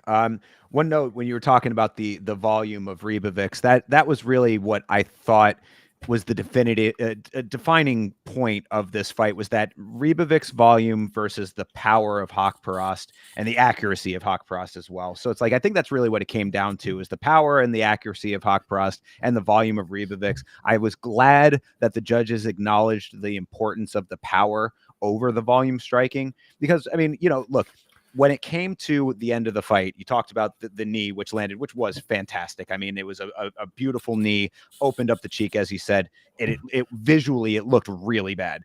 So like you see all of the volume that Rebovix is putting into this fight, and then that level of damage at the end, I was a little bit scared. And that's why it's like, the split decision does make sense. But I'm glad that the judging ended up the way that it was, because the accuracy and the power that Haqparast has is what is setting him apart when it comes to his striking, and why I had that low-key beast label on him to begin with. And he's been doing it for quite a while, so it's about time. And we talk about, putting respect on some of these guys' names. This is a dude that you really should. There are going to be fighters who are going to approach a fight a little bit differently. I think that this was a good test for those elements of his skill set when it comes to what Rebovix was bringing to the fight. But it's going to be different in different fights, of course, but he has a great mastery of the things that he does well. And I'm glad that the judges acknowledged that. Well, I actually think the judging, if you want to talk about it, the reason I didn't think that Haqparast was going to lose, because he was convincingly winning in my mind. But if you look at the judging for how they scored Hyder and Gomi, I thought Gomi did, he was landing the bigger shots and he was putting the power on Hyder, but Hyder was able to obviously not fucking feel it. But in this one, I thought Rebovix was the one pushing the pace, and I thought I'm glad that one judge acknowledged it and gave the fight to him or whatever. But with that in mind of how they gave it to Hyder, it was interesting to note that one judge gave it to Rebovix because of the same thing. He's just pushing the pace, he's putting the shots on him. Whether he's getting big shots, he's eating them. He had a busted lip like right away. He ate it and just went forward, and I'm grateful for it. Not gonna lie. Shout out Haqparast though. This dude, low key, like you said, low key beast. Rebovix, still one of my favorites. The Argentinian flag is for you, buddy. Like you are the fucking man for what you did, Terrence McKinney. Holy shit. Oh yeah, and he is going to continue to advance and do great things. Like you said, this is a great loss to take. These are if you're going to lose, this is the type of loss that you want to take after a war where really in the eyes of the fans, you really didn't lose much of anything, at least in my estimation. You went up against a guy who's extremely tough and very proficient in the skills that he brings to the table. Like this was a win on both sides as far as I was concerned. So a really great fight. Enjoyed this one a lot. I want to say two things. The first thing is that Eileen Perez decided to go to karate combat to support the Brazilian fighting nerds over her fucking partner, the Argentinian. That's okay. It's a good point. Good to know. Good to know. The second one is, what about Rebovic's hairstyle? Do you like the mullet power? That's like the South American mullet where it's like, he's kind of got like the emo in the front, Yeah, I don't know if I really acknowledged it too much. I don't I'm not opposed to it, I suppose. I think he rocks it pretty well. Yeah, You it was know, more Diego Lopez style. It was kind of like early Diego Lopez kind of. right. Yeah, baby Diego, not as grown in. Yeah, I think that I think that there's some merit to that, why not? It If works if it's for him work for sure. that's really what it comes down to. It's very case by case when it comes to that kind of stuff. But what I was talking about with Ricky Simone, it's like I didn't think that the blonde was working for him. It turned out to work out really, really well. So maybe Rebovix goes blonde next time. I don't know. I'm just saying, blonde seems to be back in vogue.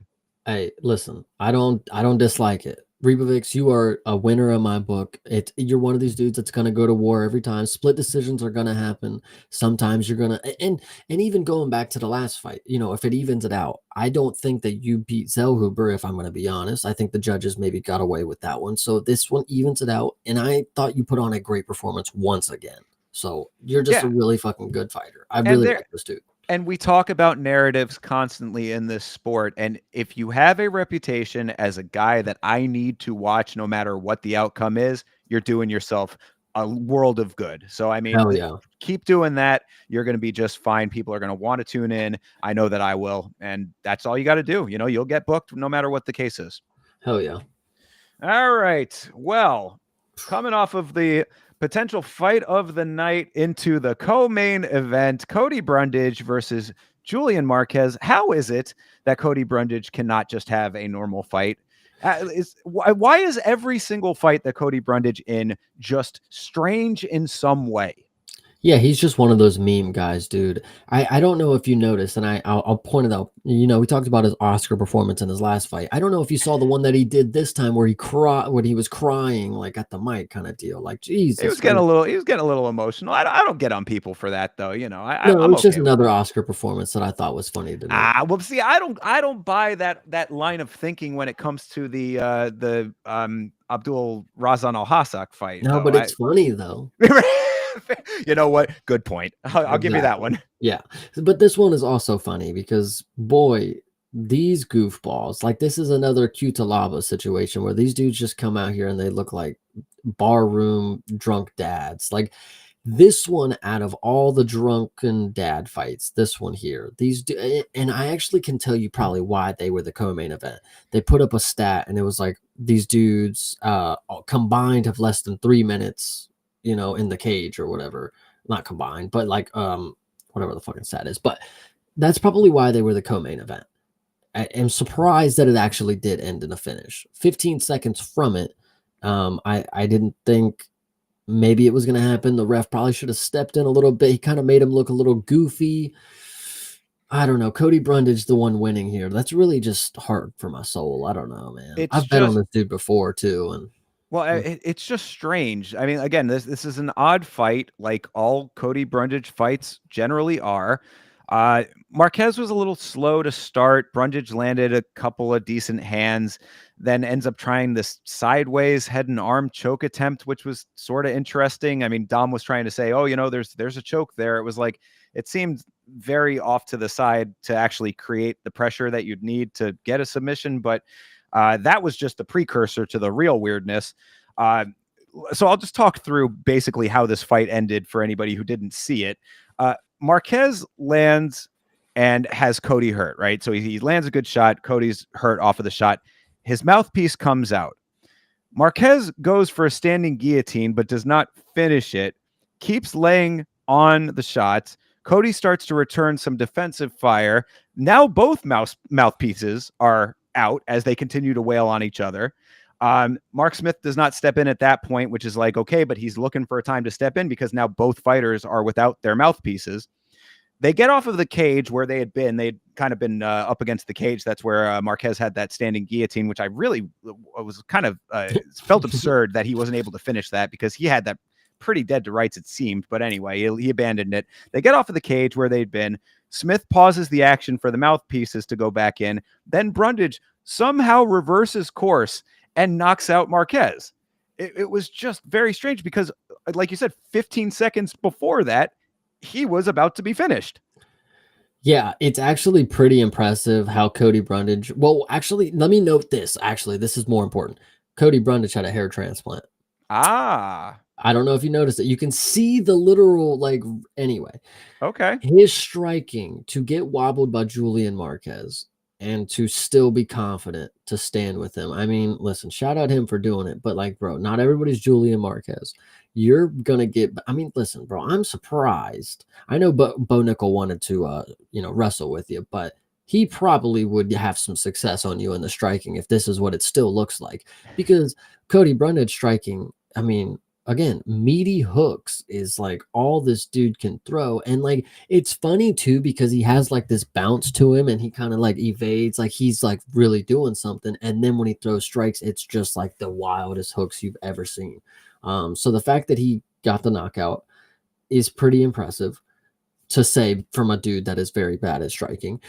But yes, it was weird with the mouthpieces. I probably would have made the bad call because I was sitting there saying like, "Oh, mouthpieces out, mouthpiece. You might as well stay. Like, go ahead, stop." Like, I thought I saw the moment to stop it, but they were still striking by the time Mark Smith got in there. So it was, but mouthpieces, bro, that's dangerous. I don't know. I don't play about the teeth stuff. Like, bro, get in there, get the mouthpieces. Like, fuck, like, Yeah, I feel you on that. I mean, I thought that it worked out like about as good as it could have yeah, under the circumstances. Cause yeah, they were really in there pretty deep by the time, like at before he stepped in. I think that the break was about as good as you were going to get because both of them were really like hunting for the finish at that point. So it was like, you got to pick a spot somewhere, I guess. yeah. Cody Brundage, dude, I don't even know, like. You're it's funny to watch people who are just like not doing great things and they somehow just come away with like an impressive finish. It's like, man, maybe they are good. Maybe they're just because you have Adrikas as a champion. It's like he does the wrong things, but it works. It's like maybe he is good. Maybe we're just not seeing it. Cody Brundage 11-6. Maybe it don't tell the whole story. I'm telling you, man, this could be very well it. And I was gonna say, like, you add this to the very long and storied list of Cody Brundage highlights now, So yeah, perhaps there is perhaps there's like how like they got the Greek gods or whatever, and like Loki is kind of the god of mischief. Like maybe there's an MMA Loki out there Yeah. that's watching over Cody Brundage in some capacity here, because no matter what, win or lose, it's always a story when it comes to a Cody Brundage fight. It's never just go in, fight, somebody gets their hand raised or somebody gets knocked out or finished or whatever. There's always more to the equation. You know what I think after seeing this? Because, hey, listen, I wouldn't have brought it up until Cutelaba said so. He said any weight, light, heavyweight, middleweight. He said heavyweight. Dude, let's go. Fuck it. Oh, Get in here, Cutelaba. Let's go. that would be a fucking epic matchup right At there. middleweight, too, would be fucking funny. I would love to see it. Oh my god, yeah. Weaponized autism versus the mischief of Brundage. Yeah, Yeah. all kinds of fireworks going on in that potential matchup. So I am certainly here for it. Love it, man. All right. Well, let's finish this thing off with the main event: Manel Kape versus Asu Almabayev. It was a good fight up until some wacky hijinks, which were not the fun kind in this one yet again. What'd you think? I think, whenever, the saying, like, your luck runs out. Like, I think this was the perfect example of my luck not running out. Before the fight, I wasn't very confident, but like I went for the Manel KO because I don't know. It was short notice, 5 rounds. It's a striker versus a wrestler, whatever you want to say. I did not expect, and I actually will say this too. I was basing a lot on this fight. I'm like, okay, no way is Manel gonna get another fluky eye poke. Like he just got a fluky eye poke finish. Like no way he's gonna like. I mean, come on, let's be real. And then the fact that he comes in here and swipes Asu like 15 fucking times in the eye, it was pretty impressive. Not only did he not get a single warning, actually he might have got the first one, but I think actually what I know you'll go into this one, but I want to bring it up. When so Manel punched. Okay, so he swiped and then punched. They go back to the commentary. They're like, clean punch, go on. They go back to the fight. And then after the round, they show the replay, and it's like a double Oh, swipe, and it's like, dude, it's nasty work for Manel. And if you ain't cheating, you ain't trying to win. I've heard it before. Manel was one of those dudes where, listen, you're in a fight. If you get poked in the eye, brother, you poke him back. Like, I mean, I don't know what to tell you. Like, fuck it. Like, kick him in the dick if you got to. At this point, he cries about it, but he's gonna poke you in the eye. You got to know this by now. He's gonna do everything in his power to get the upper hand, whether that means cheating, whether that means doing it by the books.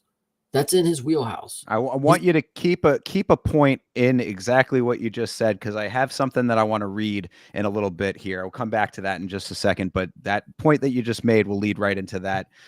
So, I mean, I'll break this down basically the same way that we did with last week with Henry Cejudo's eye poke situation, basically before the eye poke and then the poke situations.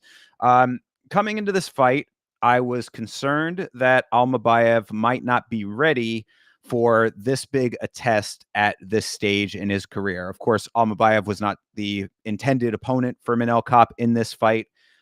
Coming in on short notice, I thought that this was a pretty big jump. I am a fan of Asuma Almabayev. I have liked what I've seen from him in the past, but I did acknowledge that Manel Kape was a level of competition that I don't think that he was necessarily prepared for.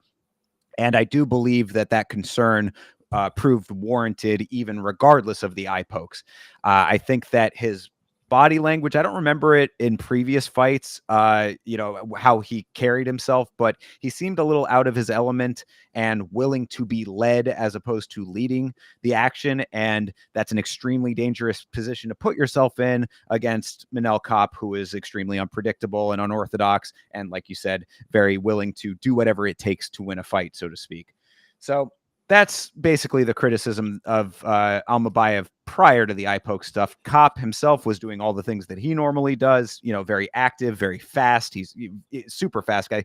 Again, another one of these fighters that it reminds me of when two cats are fighting and it's just like them just doing one of these, they're kind of like going all over the place. Like Manel Kape is definitely one of those guys, extremely fast. John Anik was saying, it's hard to keep up with him visually. I think that that's pretty accurate.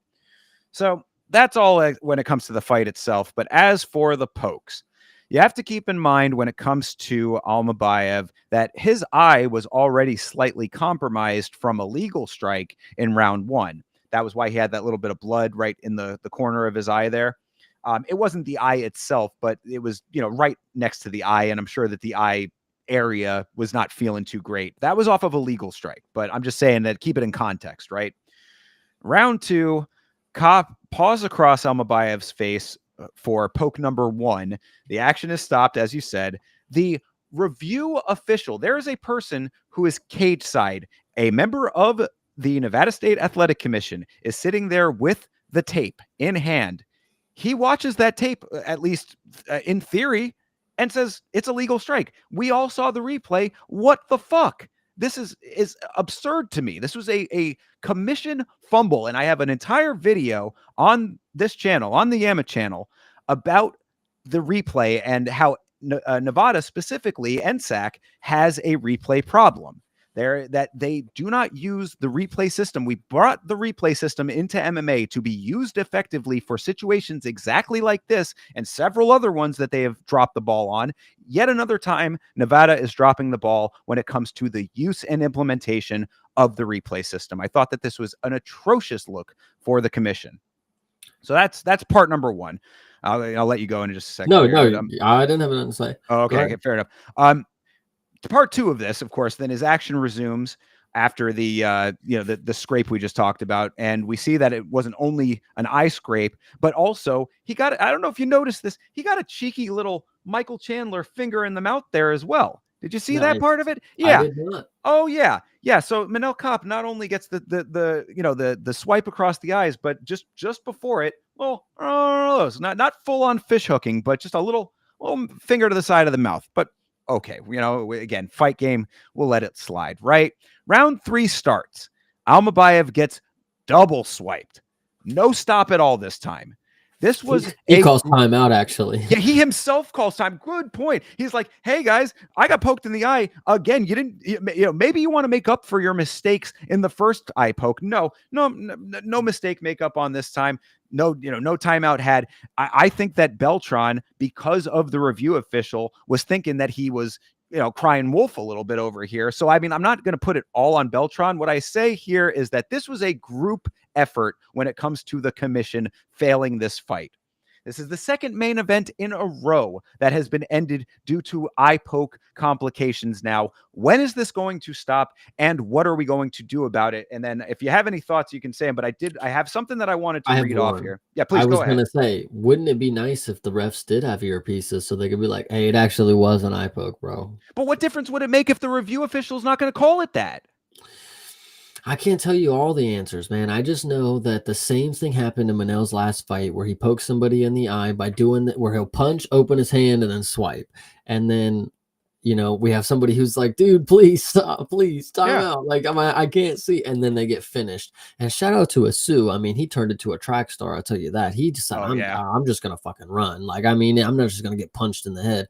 Bruno Silva, shout out him for getting punched in the head. But like, Asu was like, oh, no, that shit hurts, brother. My eyes I'm blinded. I mean, And then, the parallels are very close between the Henry situation and this, yeah, yeah, and so it's pretty crazy.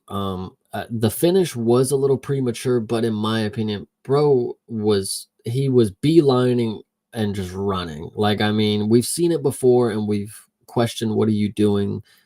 And even when he was running away, I'm actually looking at you can see the picture right there. Manella's open hand slapping his face, like on the Yeah. bottom right.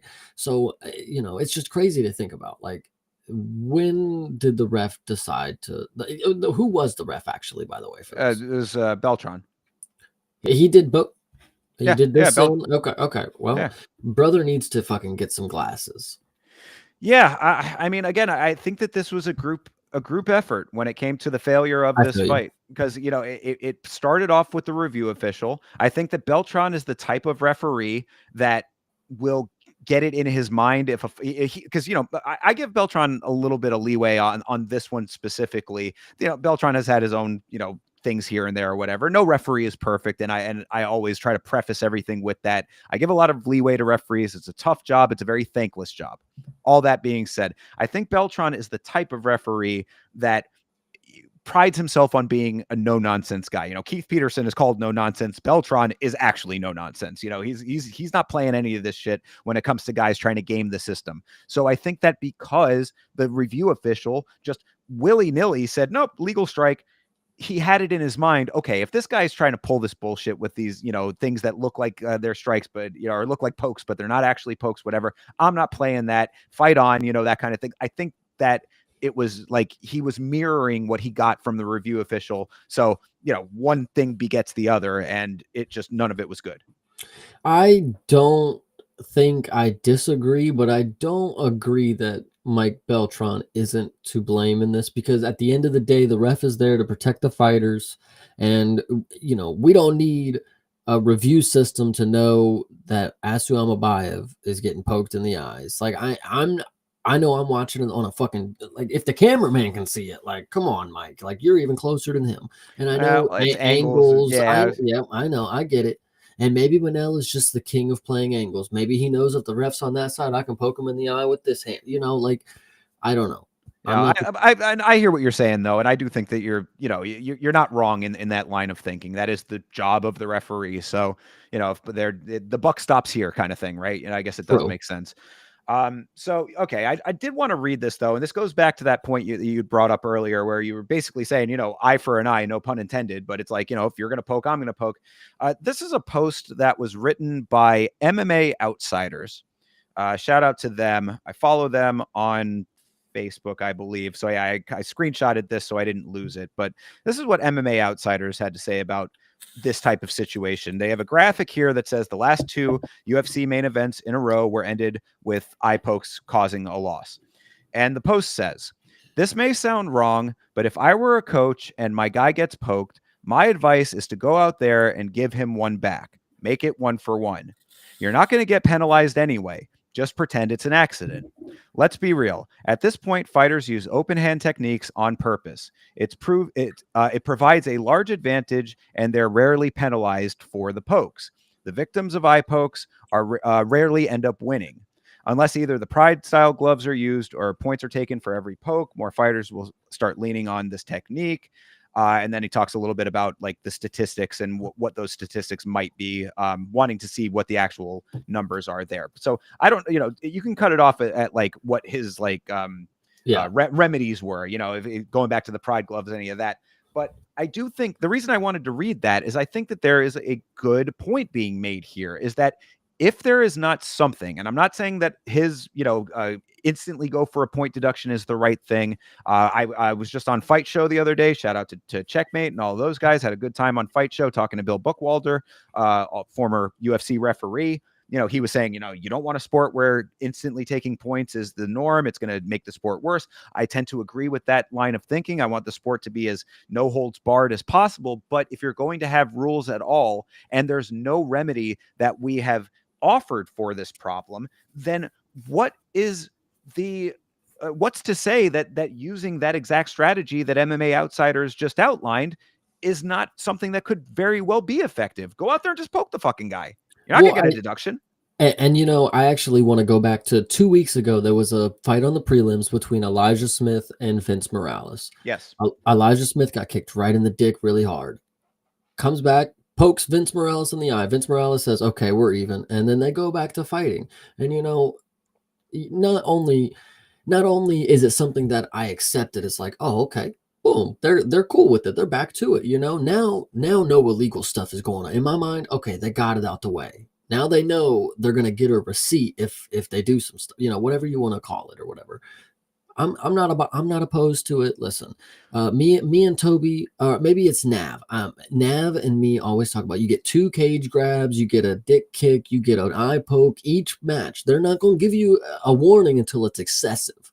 So go ahead and do what you got to do. And so I'm with the line of thinking and like where your head's at, but my issue with that is that it does not account for the potential severity of the damage that's actually caused, because some of the times you're going to get like a glancing shot to the eye. Sometimes you're going to get what Henry got. And I mean, you can talk about the merits of what Henry did and how he handled all that situation and why he handled it the way he did, but the image doesn't lie. I mean, he's got a chunk of his eye missing, talking about the double vision and the corneal abrasion, all this kind of stuff, whatever. I mean, like, it looked pretty bad to me anyway. So my point is that, like, yeah, there is some gamesmanship potentially in there that you can be like, oh, well, you just chalk it up to everybody's getting warnings, go eye for an eye and then get back to business. But it just doesn't seem like a definitive, like, end to a problem.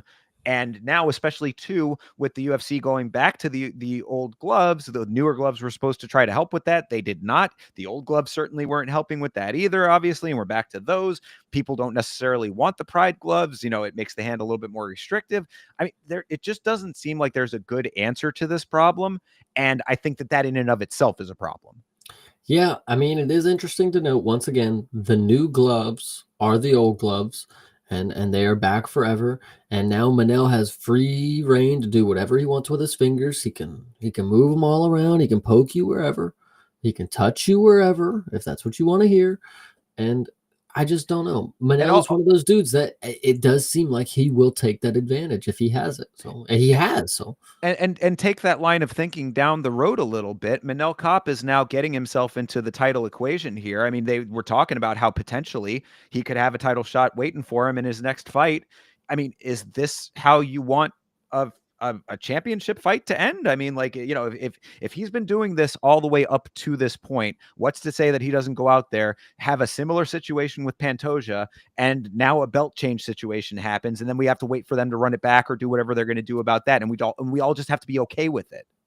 Yeah, it is a concern, but, like, I mean, sure, come on, 3 eye poke finishes in a row. Like, come on, let's play the stats game here. He's going to get 2 in his career at max, and this is it. Dude, I don't want to play the odds. I mean, and even still, if we're talking about a specific situation with Kape, I'm talking about in a macro scale. I'm talking about a broad scale. It's like, yeah, Kape is one purveyor of this, but I mean, if you let it go and run rampant, then I mean, then you got guys on the Contender Series doing this shit, coming into the organization, just knowing that, oh, you get the one eye poke, so make it count. Yeah, I mean, but if you really think, the old saying, lead by example, the greatest fighter in the UFC is a lead example of what you do with your fingers if You're you want to spitting win fights. facts, So absolute facts. Yeah. So I don't think that we're going to come to any kind of grand conclusion on this one right now. As far as the fight went, this is again, I think it echoes the Cejudo and Song fight in a lot of ways, in the sense that, do I think that Almabayev was going to win that fight? Probably not. Same with Henry. I mean, the parallels are definitely apparent there. It just sucks that it has to end with this as the outcome, and all of the like, I think that also at the end of the day is part of why this upsets me too, is that, like, I want these fighters to go out there and get clean wins so that this is not the conversation. We should be true. talking about how Manel Kape is a fucking beast and is about to go out there and snatch a belt off of anybody in front of him. That should be the conversation. It shouldn't be, wow, Manel Kape might go out there and fucking, get himself a sneaky eye poke on a champion. Like, the narrative sucks. I don't like the True. narrative. I hear you.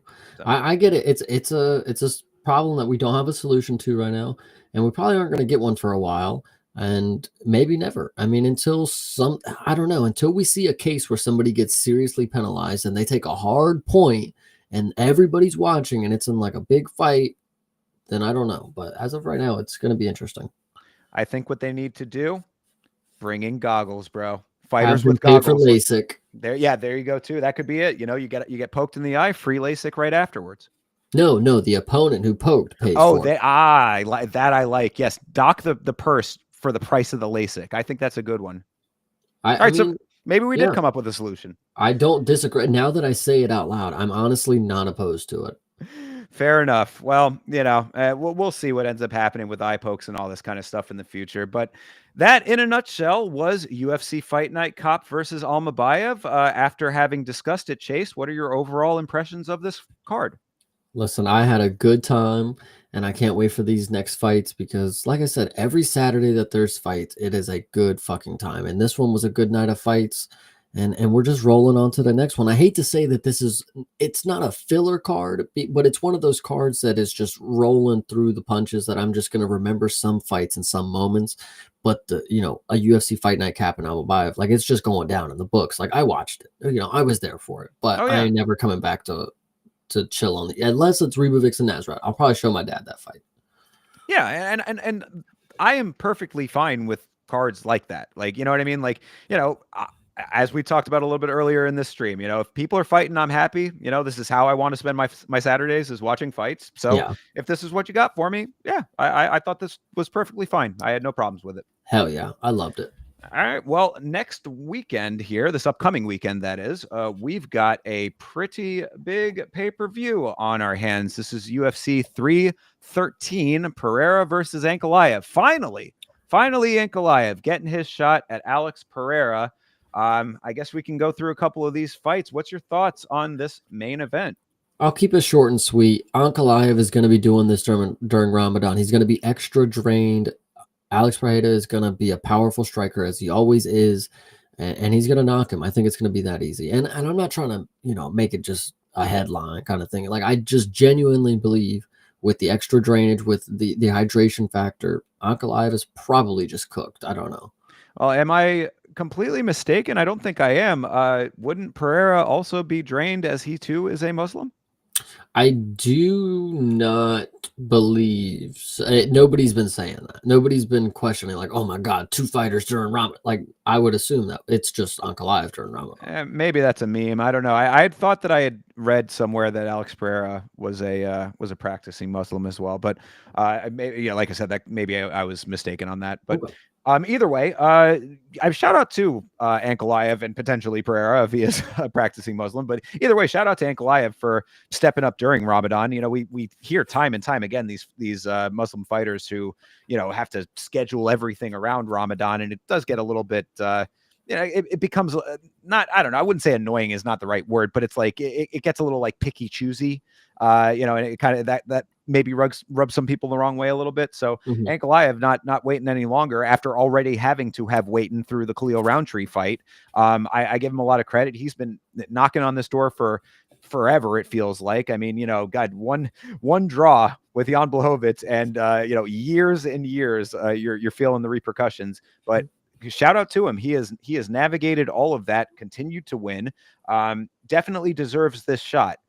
That being said, we have talked time and time again, and I really hope that people out there that like maybe don't follow as closely as like the hardcore fans do, like I hope that they realize that like when people are saying Ankalaev, oh, he's the grappler that we need, he's the takedown guy that we need to get Pereira in the position that it's going to need to be to win the fight. It's like he is not that great when it comes to his wrestling. It's not the numbers. The numbers don't tell the story that you want to see when it comes to the opposition that Pereira is going to need for that to be the deciding factor here. We saw it plain as day. Go back to the last Yama episode, or not the last one, but the one after the Ankalaev and Rakic fight.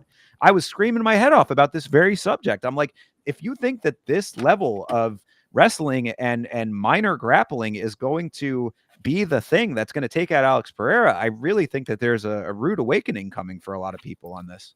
Yeah, dude, I don't know. Everybody claims that Ankalaev is a grappler, and it's just not true. Like he just does not do that much grappling. If you watch every fight that he's been in, he just walks in there and he's got a solid 1-2 and a meaty hook that he can throw. And Alex is fast, guys. Like I don't know if you guys remember how fast Alex is. Not only is he able to just throw hooks just at will, but his switch kicks that he showed at the beginning of the round with Yuri, where he fucking flatlined him, like that was one of the quicker kicks that he set up that he just eviscerated Yuri with it. If he's able to set something like that up against Ankalaev, like, dude, Ankalaev is not a fast striker. He's more of a brute striker. So Alex being kind of this lightning in a bottle. He's got power and speed and kicks, like the most deadly kicks in the division right now. It's just not looking good for Ankalaev. Yeah, and not only the high kicks, but a lot of people say, and I am certainly one of them, that the sneakiest and one of, if not the greatest weapon that Pereira has, obviously the hand striking is his bread and butter, but his low kicks, his kicks to the inside leg kicks, his outside leg kicks. I mean, like the leg kicks are a major factor in his immobilization of his opponents. And Ankalaev, who is not necessarily a super fast guy to begin with, takes a couple of those, slow him down a little bit more, and you can't grapple what you can't get your hands on. So exactly. But I do want to at least acknowledge the other side of the equation in this fight. For two things anyway. One, if things go to plan, I should have an edited version of a stream I did last week talking about the Alex Pereira multiple curses that he may or may not be dealing with coming into this fight. Of course, the EA UFC game cover, which, watch the video if you want all the details on that. But Israel Adesanya is predicting him to win. Put whatever stock you want to put into that as far as your superstitions go. But the other thing that I think has a little bit more credence to it, and I'm just putting it out here as a hedge more than anything else, but I think it at least deserves to be said, is that I'm sure that you heard just, I believe today or yesterday, they were talking about Pereira saying that he wanted to wager like $200,000 on this fight for charity or something along those lines. Yeah. And so that in and of itself is whatever. The thing that I noticed in there is that Pereira did say, I can win the fight or I can lose the fight, but I do want the kids to benefit, or something along those lines. I'm paraphrasing. I don't like, especially from champions, people coming into fights saying, hey, it could go one way, it could go the other way. We're just going to have to see. So I'm just putting that out there as you take it for whatever you think that is worth. I'm not saying it's going to be a major factor. I'm certainly still picking Alex to win this fight. I just for the sake of comprehensiveness, I wanted to at least mention that. Yeah, I like that. That's a good thing to know. And do you have any take any stock in any of that? Not as of right now, but I'll probably forget about it too. Yeah, no, I think I'm set on Ankalaev getting knocked. Okay. I could just, when I envision him, one, Jan tore him up with the legs. And then not only did he tear him up with the legs, but when you're watching him react to the leg kicks, his hands drop. He's just like, he's like out of his element. I can just see Alex just uppercut, left hook, right hook, flying knee. I don't care what it is, Alex. You're gonna decimate this dude. Yeah, and that was also one of the things about the Rakic fight that kind of bothered me is that, like, if you thought that Rakic was going to be a good approximation of what you're going to get in this fight, like, in like if like a comparison to Alex Pereira, then you were sorely mistaken in that fight. Like Rakic really didn't show up to that fight in a way that was very effective. Like I don't think he was navigating that fight very well. So when it comes to this fight, I mean, if all things are equal, if Alex is healthy and everything is as it should be in the universe, I just think that pound for pound, skill for skill, it seems like a pretty clear dunk to me. Yeah, 100%. I mean, this is one of the modern day greats. I mean, you guys, if you want to keep denying greatness, you can. But at 12-2, he's going to have what is that 3 defenses, 4 defenses after 4, this? I believe now. Yeah. So, yeah.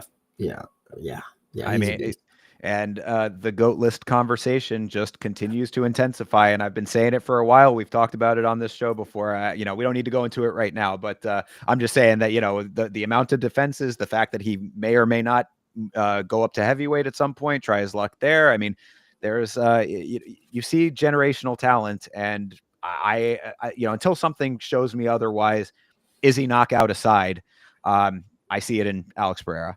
100%. Well, moving on to a fight that is a little bit more interesting to me as far as like the perception of it goes. Justin Gaethje versus Rafael Fiziev. Of course, we know that Justin Gaethje was supposed to fight Dan Hooker. That fight fell through. Rafael Fiziev comes in. This is the rematch between these two gentlemen. I was very surprised that Fiziev is coming in as a slight favorite on this one. And we talked about it a little bit in the Discord, but I'm not really understanding where the logic is in this. I think my best assumption that I just came up with just now, Fiziev will probably win with how the judges are being. He will probably win in the matchup because he may not get split open as much as he did. That was probably a big reason why the judging gave it to Justin in the first one, is that there was a lot of blood. Fiziev took a lot of strikes. But I've heard a lot of people say Fiziev should have won that fight, and I'm not going to disagree. It was pretty damn close, but I'd have to rewatch that one. I don't know. I mean, Justin coming off a knockout, Fiziev coming off, they're both coming off of layoff. So it's been a really long time for him. So ring rust, it's going to be a slow fight probably. It may not be the fight we expect, boys and girls, but with how the judging's been, Azerbaijan, has that always been for Fiziev? I'm so out of the loop. I believe so. I think so. Anyway, I'm going to go ahead and take Fiziev in the rematch, I think. All right. I mean, fair. I think that Justin Gaethje having this as his retirement fight is wanting to go out with something to prove. I would suspect, at least. I think that he's going to bring the level of intensity that he always brings to his fight to this fight. In the first fight, as I said, I'd have to rewatch it to see how close it was. At least in the hazy recollection that I have after watching 8 million fights as we do, I remember thinking that I thought it was pretty definitive for Justin in that first fight, but a rewatch might sway me a different way. That being said, I am tentatively going to go with Gaethje on this one. As like I said, I think that he's going to want to go out with a bang when it comes to his retirement. I don't think that he's going to be like overly shoot from the hip. I think that this was one of the fights that actually, like their first fight rather, is one of the fights where you saw him being a little bit more plotting as opposed to how he was in the past, where he was really like a run and gun guy. I'd like to believe that he still has all of the elements that he would need in place in order to win this fight. Was he the favorite versus Dan Hooker? I'm not too sure. Yeah, that would be. I'd like to see what the numbers were on that one too, just to see if people are thinking like maybe it's just his time, kind of thing, and that's sort of what they're basing this on.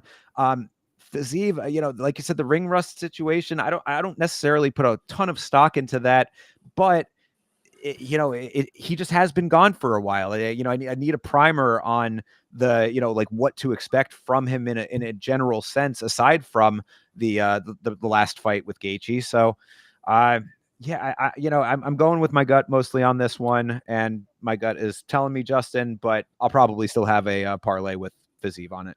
Fiziev being a Muay Thai guy, I think makes it very interesting as well. He'll probably come out here with a very, very heavy Muay Thai style. You know, he trains with Shevchenko, Tiger Muay Thai, so they got the championship DNA around them. Fiziev is still trying to reach greatness. He's 31. I, I think this is gonna be for Fiziev. Either if it, whether it ends in a finish for Fiziev. I think if the judges go to a split unanimous, I think they got to give it to Fiziev because he's the one moving on in the sport. So Yeah, I mean that is a good point. Like to believe that that wouldn't factor into the judging, but it always does, though. It always does, though. exactly. It's like, as much as I want to be a purist and a mark for this sport, the sport proves me wrong time and time again when it comes to that stuff. So yeah, I guess logic is made in that assessment. Fair enough. So yeah, we'll see what happens there. I like this fight though as the replacement for Hooker though. I there were a lot of names that were being thrown around for Justin Gaethje, and I think that that's a good one to settle on. Yeah, 100%. All right, farther down, we got Jalen Turner versus Ignacio Bahamondes. I like this fight. I think that Turner is a dude who he had a lot going for him earlier on in his career and has hit an odd skid. The fight with Dan Hooker was a great one. I really enjoyed that fight, but it wasn't necessarily like the greatest performance of all time there. It showed that he had weaknesses, I would say. And then of course we saw what happened with Renato Moicano. So Turner has some ground to make up, I would say, in this fight. Yeah, I think Jalen Turner is one of those dudes that you originally see him and you're like, oh, 6'3", at lightweight. Okay. He's got striking, good. And then you watch him for 3 fights now, and it's like, okay, so he's just a 6'3" guy with striking. He's never gonna adapt past that. And listen, when you're not the only 6'3" striker in lightweight, especially when a guy like Bahamondes is coming across, like it's gonna be tough. I don't know if it's gonna end in a finish, but Bahamondes is pretty fucking good, dude. So Yeah. if Moicano is able to beat you down, I know it was ground and pound, I know it was after a takedown, but if he's able to get you finished, I mean, Bahamondes is going to be a tougher task, man. Shout out Chile. Yeah, no, I agree completely. Bahamondes looked really nice on the Noche card. This guy is definitely on the come up. And I think the biggest detriment to Turner, which is the note, as you said, a guy who doesn't really change his style very much. The issue that I see time and time again with him is that he's too methodical for his own good. He's too plotting. He's too strategic. He's almost in his head too much, it seems like, in fights sometimes. And I think that against a guy like Bahamondes, who is kind of a more in your face kind of dude, he's going to bring the fight to you. You're not going to be able to stand on the back foot, kind of circle out and continue to try to find the right shot with this guy. He's too fast for it. I think it's going to be a styles makes fights kind of situations, and I think that it's going to be a big problem for Turner in this one. Yeah, I like Bahamondes in this one, especially with the line really close. I'm pretty confident that Bahamondes got this. Yeah, I would agree on that one. We got the lone ladies fight of the evening: Amanda Lemos versus Yasmin Lucindo. People are questioning why this fight is on main card. I mean, Lemos is decent with her striking, but has come up short in a couple of them, I believe. So, is there more to this fight than people are giving it credit for? Well, I think what's interesting is Lemos does have less losses than Lucindo, which is pretty impressive considering I feel like I've seen Lemos lose so many times. But she does have power in her hands. She is one of those. I'm trying to think of the stereotypical Brazilian knockout woman. Like that's, she's one of those people that builds that stereotype. Lucindo also is on the side of that spectrum kind of deal. But Lemos has only lost to submission and then a unanimous decision to Wei Li, but lost a submission to Andrade, and then she lost a submission to Jandiroba, which are pretty good opponents. If Lucindo is not going to grapple and try to submit her and tries to stand with her, Lemos might pull something off. And I don't want to be the guy betting on Lemos, but if 37, holy shit. But yeah. Well, I mean, for women, I guess it's, the age is maybe a little bit more negligible, but 37 still is getting up there. Yeah, so I don't know. This one could be an upset, but then it would be one of those fights where people are like, "This is why we don't bet on women's MMA." And it's like, well, you Yeah. guys should have seen it coming. You're betting on the striker against the striker, and the person who's knocked out better competition or finished better competition. Like, I don't know. This one's interesting to me. I got to see how I feel during the week. Something's got to speak to me, you know. Yeah, no, I agree completely on that. I think that there's maybe a sign from the stars that needs to come down for a definitive one way or another. This is the exact kind of fight that I'd probably make the judgment call on during the walks. I'll Mhm. be like, okay, who's looking better, who's looking like, who's speaking to me in the moment, kind of thing. Yeah, if it shows up that Yasmin is like 6 and or whatever, 5-1 is a favorite or something, I'll throw it down. But Yeah. Well, I mean, as of right now, at least on this book, pretty close. So I probably would just stay away from this fight lot personally. lot of close lines on this card. Like, Yeah. holy shit. For sure, definitely. But gun to head, I mean, I want to think that experience trumps the youth on this one personally. So, I feel like I go for dogs often, maybe a little bit to my detriment. So I'm not trying to say that take it as a definitive statement, but yeah, it's like you said, if they're going hand for hand, I think that Lemos should have some success there, but we'll see if Lucindo wants to try to take it to the ground. True. All right. King Green versus Mauricio Hoofy. A lot of discussion about this fight in the Discord. What are you thinking in this fight, sir? I'm thinking the ESPN needs to get the fucking picture for Mauricio Hoofy. Yeah, Like, what that are is you weird. doing? I think this one is pretty easy though. Bobby Green not in the apex anymore. So he's not on the skid that he once was. Mauricio Hoofy's on his way up. He's going to put on an impressive performance, probably get a first or second round finish is what I'm hoping for because James Top is one of those dudes that it's really hard to finish. And maybe you lost a little confidence during the fight there, but you should come in here knowing that Bobby Green's going to strike with you, and it's not going to be the most intelligent performance, I guess. Like sometimes he has his moments, but like the fight before Patty, I thought he did really good with the teeps and with the jab, but Mauricio Hoofy, he just might pull something out the rabbit hat or out the magician's hat, he's just got that ability, and that's why I don't think you can count him out as like, oh, King Green, oh yeah, plus 350 dog like that. It's like that's scary. But Mauricio Hoofy, he can do a lot, and if he gets humbled, it will be one of the harder ones to take. I'm not gonna lie.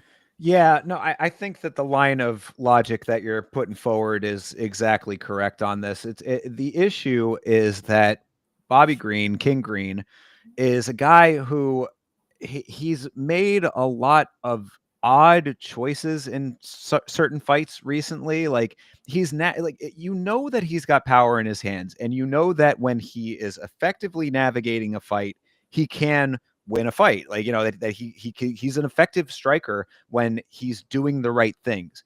That being said, he, for whatever reason, in some of these recent fights, has just made poor decisions. I mean, the Paddy Pimblett fight comes to mind immediately. It just the way that he navigated that fight to end up in the situation he got himself into, with the triangle armbar. It was just like it took a lot of steps to get to that point. You know what I mean?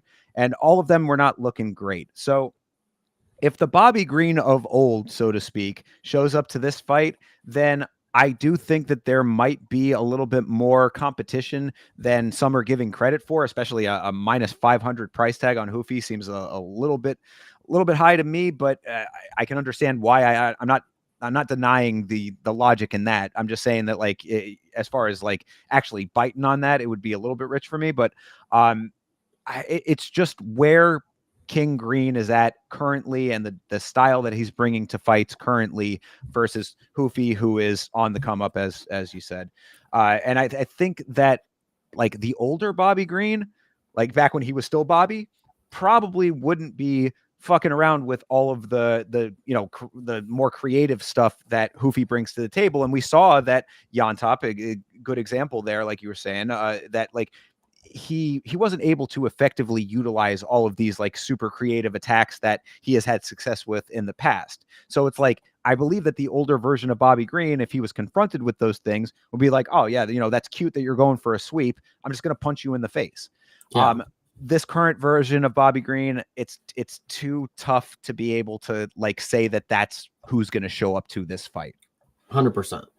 So yeah, I mean, I'm gonna go with Hoofy on this one. Again, I think Green is probably a dude who I'll parlay on, on like an underdog, or like if there's something that sticks out to me that makes sense, to parlay him with, I might throw a parlay out there with Green on it just for the long shot, especially with the with the plus 350 being as what it is. But yeah, I think Hoofy should win this fight if he is who everybody thinks that he is, because a lot of people are, the fighting nerds McGregor, he's Yeah. I mean, he's got a lot of mystique around him. Now he has to start really living up to it. 100%. Yeah, this will be a good one. I'm really excited. Yeah, I am too for this one for sure. Moving down into the prelims, we've got Curtis Blades versus Rizvan Kuniev. Heard some discussion about this one. I guess a lot of people are thinking that Blades is past his prime at this point. Is that what the consensus is? That is what the consensus is. He just came off of a finish to the dude finishing everybody in the heavyweight division, which you can't really take too much of a loss. I mean, at heavyweight 34, like, it's not even the worst. He statistically is the best heavyweight wrestler active, probably of all time. He has the most control time, most top control time, something like that, most takedowns in heavyweight history. I just don't get where the sliding is coming from. And Curtis Blades has no problem being somebody slighted. I know he's not the underdog, but if you want to be the community's underdog because people are counting you out against some slob that's just showing up, like, cool, go out here and finish it. Take him down and wrestle with him. That's what you do best. And I know you didn't get to do that against Tom, but like, who does? So just mind your P's and Q's and do what you do best. Seriously, you got this. Okay. I mean, Kuniev is a dude who, I know the name, and obviously I've seen him fight before. I'm sure we've talked about him on the show before. He's not one that like immediately is jumping out to me as like someone who's like, oh yeah, I got to remember that guy's performances, so, maybe there's something there that I'm not seeing, but Curtis Blades is, I think the issue that I have with Curtis Blades is that like, he's another one of these fighters that like, I've seen him enough times. I know what he's good at. And I'm like, if you just do all of those things effectively, yes, you should win the fight. But I've also seen him get wrecked in a number of different fights that like, you're kind of make you scratch your head. Like, how is that the one that you lost kind of thing, So it's a tough one for me to be like all in on Curtis Blades just as a, point blank period, not just against Kuniev, but based on the, the frame of reference that I have, I will lean towards Curtis Blades. There we go. All right. The next fight up, I know, is a fight that you are certainly excited about, sir. Josh Van versus Ray Suruya, coming over from Ryzen, another one of these Ryzen prospects hitting our shores, I believe, right? Yeah, I'm actually not too sure if that's the case. It is. Yeah, no, it definitely is. Suruya is he's the dude who I believe either he or his brother is like a big reality TV star in Japan. Nice. Yeah, he was on Road to the. Yep, you are right. Interesting. He came from Ryzen and went to Road to UFC. No, he came from the Road to the UFC. I don't think he was. Yeah, he came from Pancras 330. Yeah. Oh, he was on Pancras. No. What? Really? Then I guess I'm. Okay, sorry. That my mistake. I'm definitely mixing him up with a dude who has a similar name then. Yeah. Kai Asakura. It's not Kai, but yeah. Joshua Van is going to win this one easily. This Ray, listen, I don't mean to be that guy sometimes, but like, he just gives me the vibes of somebody who's going to get beat by Josh Van. He just doesn't look like a machine. He doesn't look like somebody who's built to last against somebody who is the machine. And the Myanmar manifestation, damn, I butchered it. That's supposed to be good. He's going to come out here and get this one done. I just have no doubt in this dude ever again. Minus 190. I'm thinking a finish. If not decision. I mean, he is a volume puncher, but Ray looks like one of those dudes that will eventually break. And Josh Van puts a pressure on you that is unfortunately that's what's going to break you. It's because he puts a pace that's beyond what you've ever experienced, what you probably will. The pressure, the style, the combinations. Josh Van has got it all when it comes to striking, and he can sprawl his ass off. So if That is Ray true. wants to grapple, we can take it that way. And I just don't think it's going to go down. So Josh Van got this. Well, and I'm very glad then that we are having this conversation as we do on Mondays, because I was under the impression that he was this Ryzen person that I was thinking of. So I'm glad that I got that distinction out of the way. If he's a road to the UFC guy, um, aside from Rongju, I have not seen very many road to UFC fighters that have stuck out as extremely impressive to me. You're putting him up against Josh Van, who has been extremely impressive in fights before. So I think that that in and of itself is kind of where my head like kind of lands. It's like I have seen great things out of Josh Van. I have not seen that many great things out of the road to the UFC competition, period, aside from Rongju. So unless this guy is just the the dude who changes the perception on that one, and I mean, there's certainly a potential for that to be the case. Maybe this guy is a killer in the mist that we just don't know of yet. But Josh Van has been proving himself time and time again. He's been proving himself on short notice as well, by the way. I mean, like, this dude has done a lot and improved a lot over time.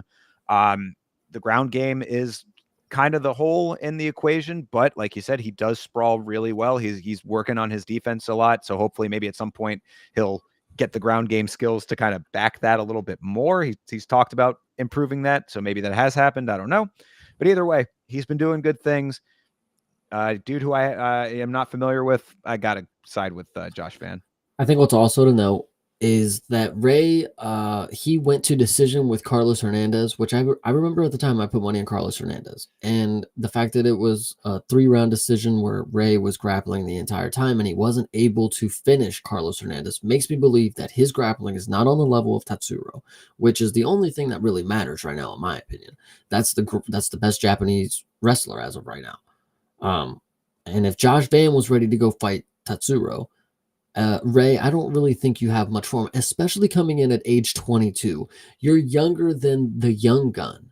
Right. I just think, listen, battle of the best. There's not going to be any like maybe Josh Van will pull some veteran, I don't know, because he's been here for a little bit. But as of right now, it's the battle of who's the young prospect, and this will be very interesting. If Ray pulls this off, I'm not going to lie, this is an listen. If anything's impressive is beating fucking Josh Van. I'll put money on you for that. You can see last card. But Josh Van is a hard task to beat, especially if your plan is just to grapple, because he'll get out of it. And if you're not able to submit Carlos Hernandez, I don't think you're submitting Josh Van. So there you go. I mean, I think that that's pretty much the last word on the subject. Honestly, I'm with you 100% on all of that. Josh Van, impressive guy.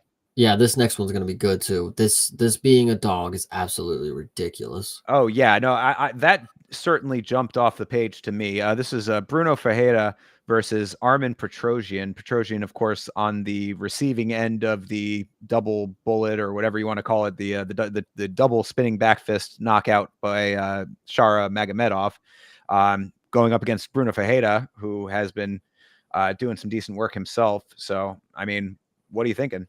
I think it's just crazy to think that the dude who got knocked out by Shara just like months ago and is also not even at 10 wins, coming in as the favorite against somebody who was on a knockout streak and then got against an elite, and I've said it before, an elite wrestler in Abus. And then Abus actually took a big shot that almost ended the fight kind of deal, but then he was able to weather the storm and get the submission, which I called, by the way. Bruno Ferreira, with that being said, being an underdog, this is a fucking lock. Armen is just not fucking good. Like 9-4. Yeah, like that's actually ridiculous. Like Bruno, 12-2. If you think about his last loss being a boost by submission more recently, and it was after some pretty gruesome rounds where he almost had a chance. I think Bruno's gonna fucking do it, man. I know 5'10" to 6'3" is a big, but like Armen is not the elite grappler that Abus is, and Armen sucks on the feet. So that's kind of what I was gonna say. I mean, like Armen is just not elite, period. So yeah, I no disrespect to the guy, I mean, respect to everybody who makes the walk kind of thing, but I can't remember a time in the past, and I know I've seen him fight more than just the Shara fight. I can't remember any time I was like, oh yeah, Petrosian, that's that dude, you know? Yeah, I think Bruno will come out and do some work. I like it. There you go. Good underdog pick there. Moving on, Alex Morono, the Great White versus Carlos Leal. I was pretty surprised by just how much of a favorite Leal is in this fight, but Coming off an L on his debut. yeah, well, I bet everybody thought that it was a robbery. So, I mean, I guess that something factors in there. I think it was a pretty impressive. It was an impressive performance even in defeat against Renat Fakhretdinov. Morono is a dude who I've wanted to put a lot of faith in before and have been let down in fights where I really didn't think that he should lose. So for all of those circumstances, I am siding with Leal to win this fight, but at a minus 800, man, that is some hefty numbers. Yeah, he can go fuck himself for that one. I'm not. Well, minus 800 is crazy. Yeah, that's Vegas, not him, but you know what I mean. Yeah, true. They can. But yeah, but are you thinking that he's going to win this fight? No, I actually think Morono is a really good dog, and I know I'm over here picking a lot of dogs, but like Morono kind of has the pace and the skill set that he can just kind of stay on the outside and pop him up a little bit, not gas him out, but wear him down to where he's frustrated and he's exerting more energy to try to get to the positions that he's trying. But I think Morono might have a good time just dancing on the outside. The dancing polar bear is what I call that dude. Fair. Yeah, like one of the Coca-Cola polar exactly. bears, right? It's exactly what he looks like. I'm with that. But no, that was going to be my note though, is that Morono, his gas tank is one of the bigger issues that I think that he has, and Leal did not seem to gas at all, if I recall that fight against Fakhretdinov, or at least if he did, it was very, very late in the fight. So I'm gonna go with the favorite on this one, only because I have been let down so many times by Morono, but I'd like to see him get this win. So go out and get it. Yeah, it could be a very boring decision that you see the vet pull. Like he just might style on him from the outside. I don't know. I can just see it happening, but I could be wrong. No, I mean, it certainly could go exactly as you're saying. I could also see this being very clinch heavy, because I seem to remember that Leal like kind of allowed some clinch situations with Renat, if I'm not mistaken. And maybe my memory is failing me on that, but I could see this getting to a point where, especially if both of them are putting a lot of effort in early, then later rounds both guys get a little bit tired. That's just going to be what it's going to be. I am curious to see if Leal comes into this fight with as much acne as he had in the first fight. That explains how he was able to go so long in the first one. Like he might come out here and just gas after the first round. If he's got clear skin, you better bet the under. He is off the cycle, huh? Yeah. Well, we'll see. But I'm going to side with Leal on that one. Yeah, it's not a bad one. I actually don't. I only want to not love it because of the fucking number. Sure. Yeah, really. The number is absurd. Yeah, that is. I would stay away from betting on it unless you were really, really confident. But that's bet at your own discretion when it comes to a minus 800 for almost anything. Now this should be a minus 800 right here. Let's go, Marion Santos, man, or Myron. I always do that wrong, man. Myron Santos, our buddy from The Ultimate Fighter. Versus Francis Fire Marshall. I love this fight, actually. I think that this is for Myron Santos coming into the organization. This will be his second official fight, right? Or yeah? No, he came off the tough finale. Well, tough finale. Okay, there you go. That's what it was. So yeah. Okay, so this will be his official debut after tough. I think they still count that one as a whatever. You know what I'm saying? This being an early fight in his tenure with the organization, I think Francis Marshall is the exact right opponent for him. I think this one is just going to be one. It's going to be a very grind heavy matchup. Myron Santos, lot to prove, trying to get his name into the, he did finish tough and he is obviously a bigger name than a lot of these people coming up, but he's trying to cement himself in the division now. Tough days are over. You're in the UFC. Now the next steps are coming. Prove that you have the ability to hang with some of these top prospects. Francis Marshall isn't the top prospect out there, but he's a decent enough competition that I think it's going to go to decision. And Myron Santos is finally going to, and I brought it up, in the Discord that he's a grappler. Like his credentials are grappling and wrestling. Like this is what he does, but he's got 9 knockouts or something like that. So I think this will be the one. that he comes out here and he's actually going to showcase just how good of a wrestler he is. But that's just my opinion. I think it's going to be a grind-heavy decision for Myron Santos. Unanimous decision, by the way. Fair. I'll go with that. I mean, Santos has been very impressive in the performances that we have seen.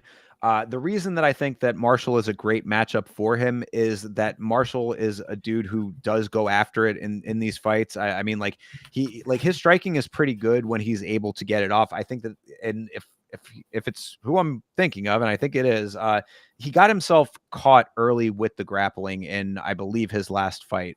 And wasn't able to like break a like a wrestling exchange. Like I think that in his last performance, he like got his back was taken and he like kind of accepted that position a little bit.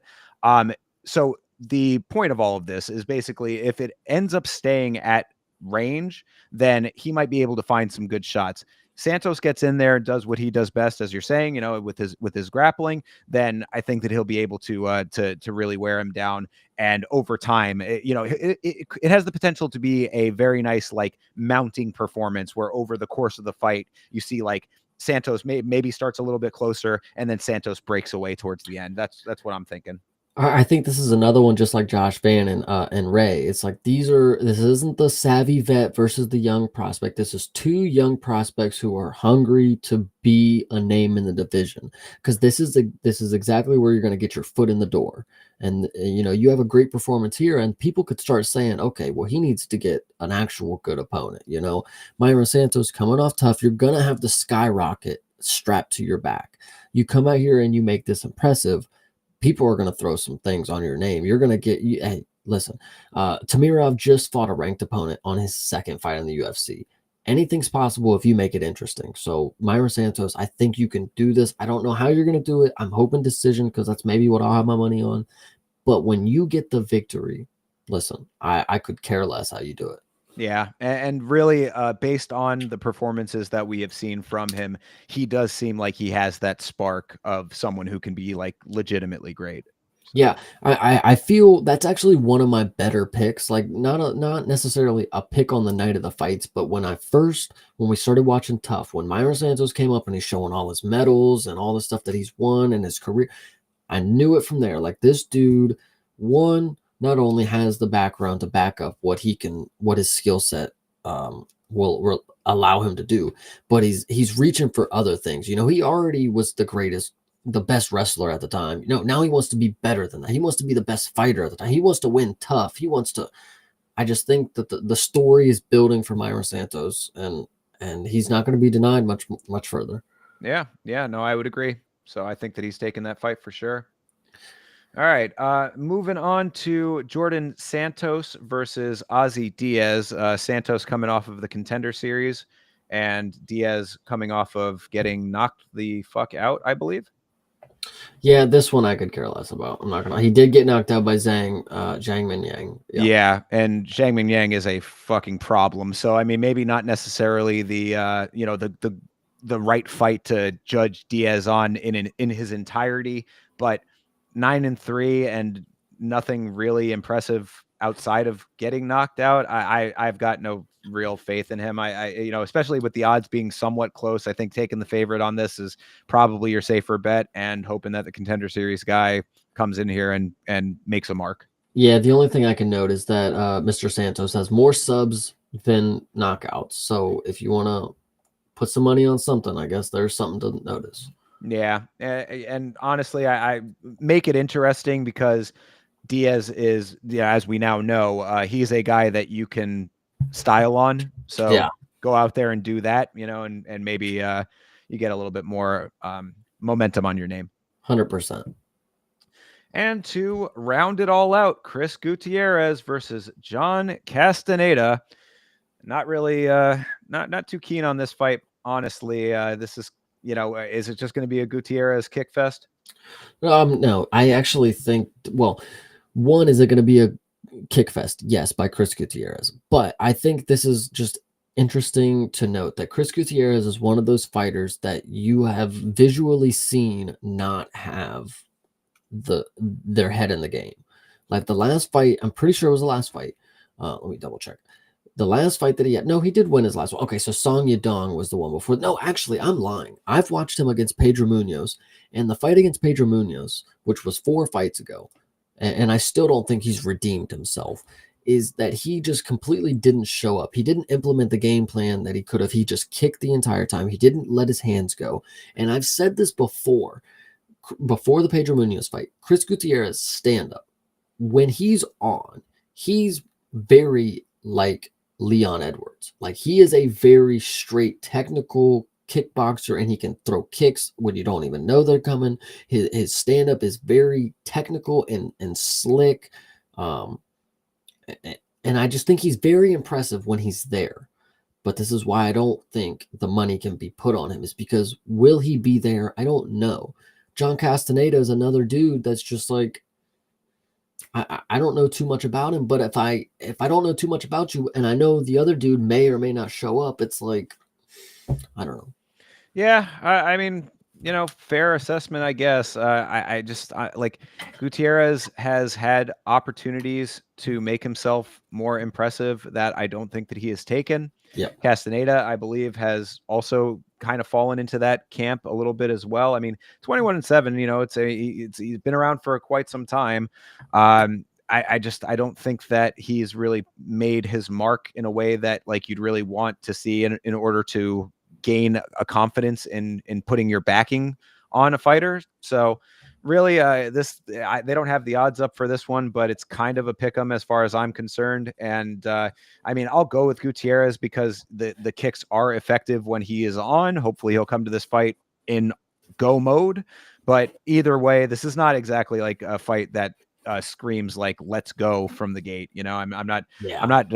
We'll obviously be there for it, but this isn't like, if I was a casual fan, I certainly wouldn't be like, oh, I got to be there for the first fight of the night. Yeah, I'm hoping you're right, and I can take Chris Gutierrez by decision, because he should skate by with the skill set that he has. But will he show up to fight? I don't know. I just really can't tell you. There you go. Well, you know what? We're going to find out this weekend, and you can find out with both of us individually, because both myself and Chase do our individual watch-alongs. I do them at youtube.com/@YamaShow with my friend the Vitz King. Chase, I know that you can tell them where they can find you. They can find me streaming on youtube.com/@CPSmalls and on twitch.tv/creativeplay. There you go. We'll get it down. Follow my boy. Make sure you do. Also on Twitter as well. We will be back next Monday, of course, to talk about every fight from UFC 313. This week, I am hoping to have at least one more video out. It'll probably be that edited Alex Pereira video I was talking about a little bit earlier. Might end up getting another stream in this week because there is some fuckery afoot in the MMA content creation space going on, and I might try to get the homie Price from Fight Show on the channel to talk that through. So we'll see if we can work out the scheduling on that. Keep your eyes on the channel. Always something new coming out. If we don't see it during the week, then we will definitely be there for the watch along. And of course, next Monday back to talk about all of it on this show. So have a great rest of your week, everybody. Take good care. And as always, fight on.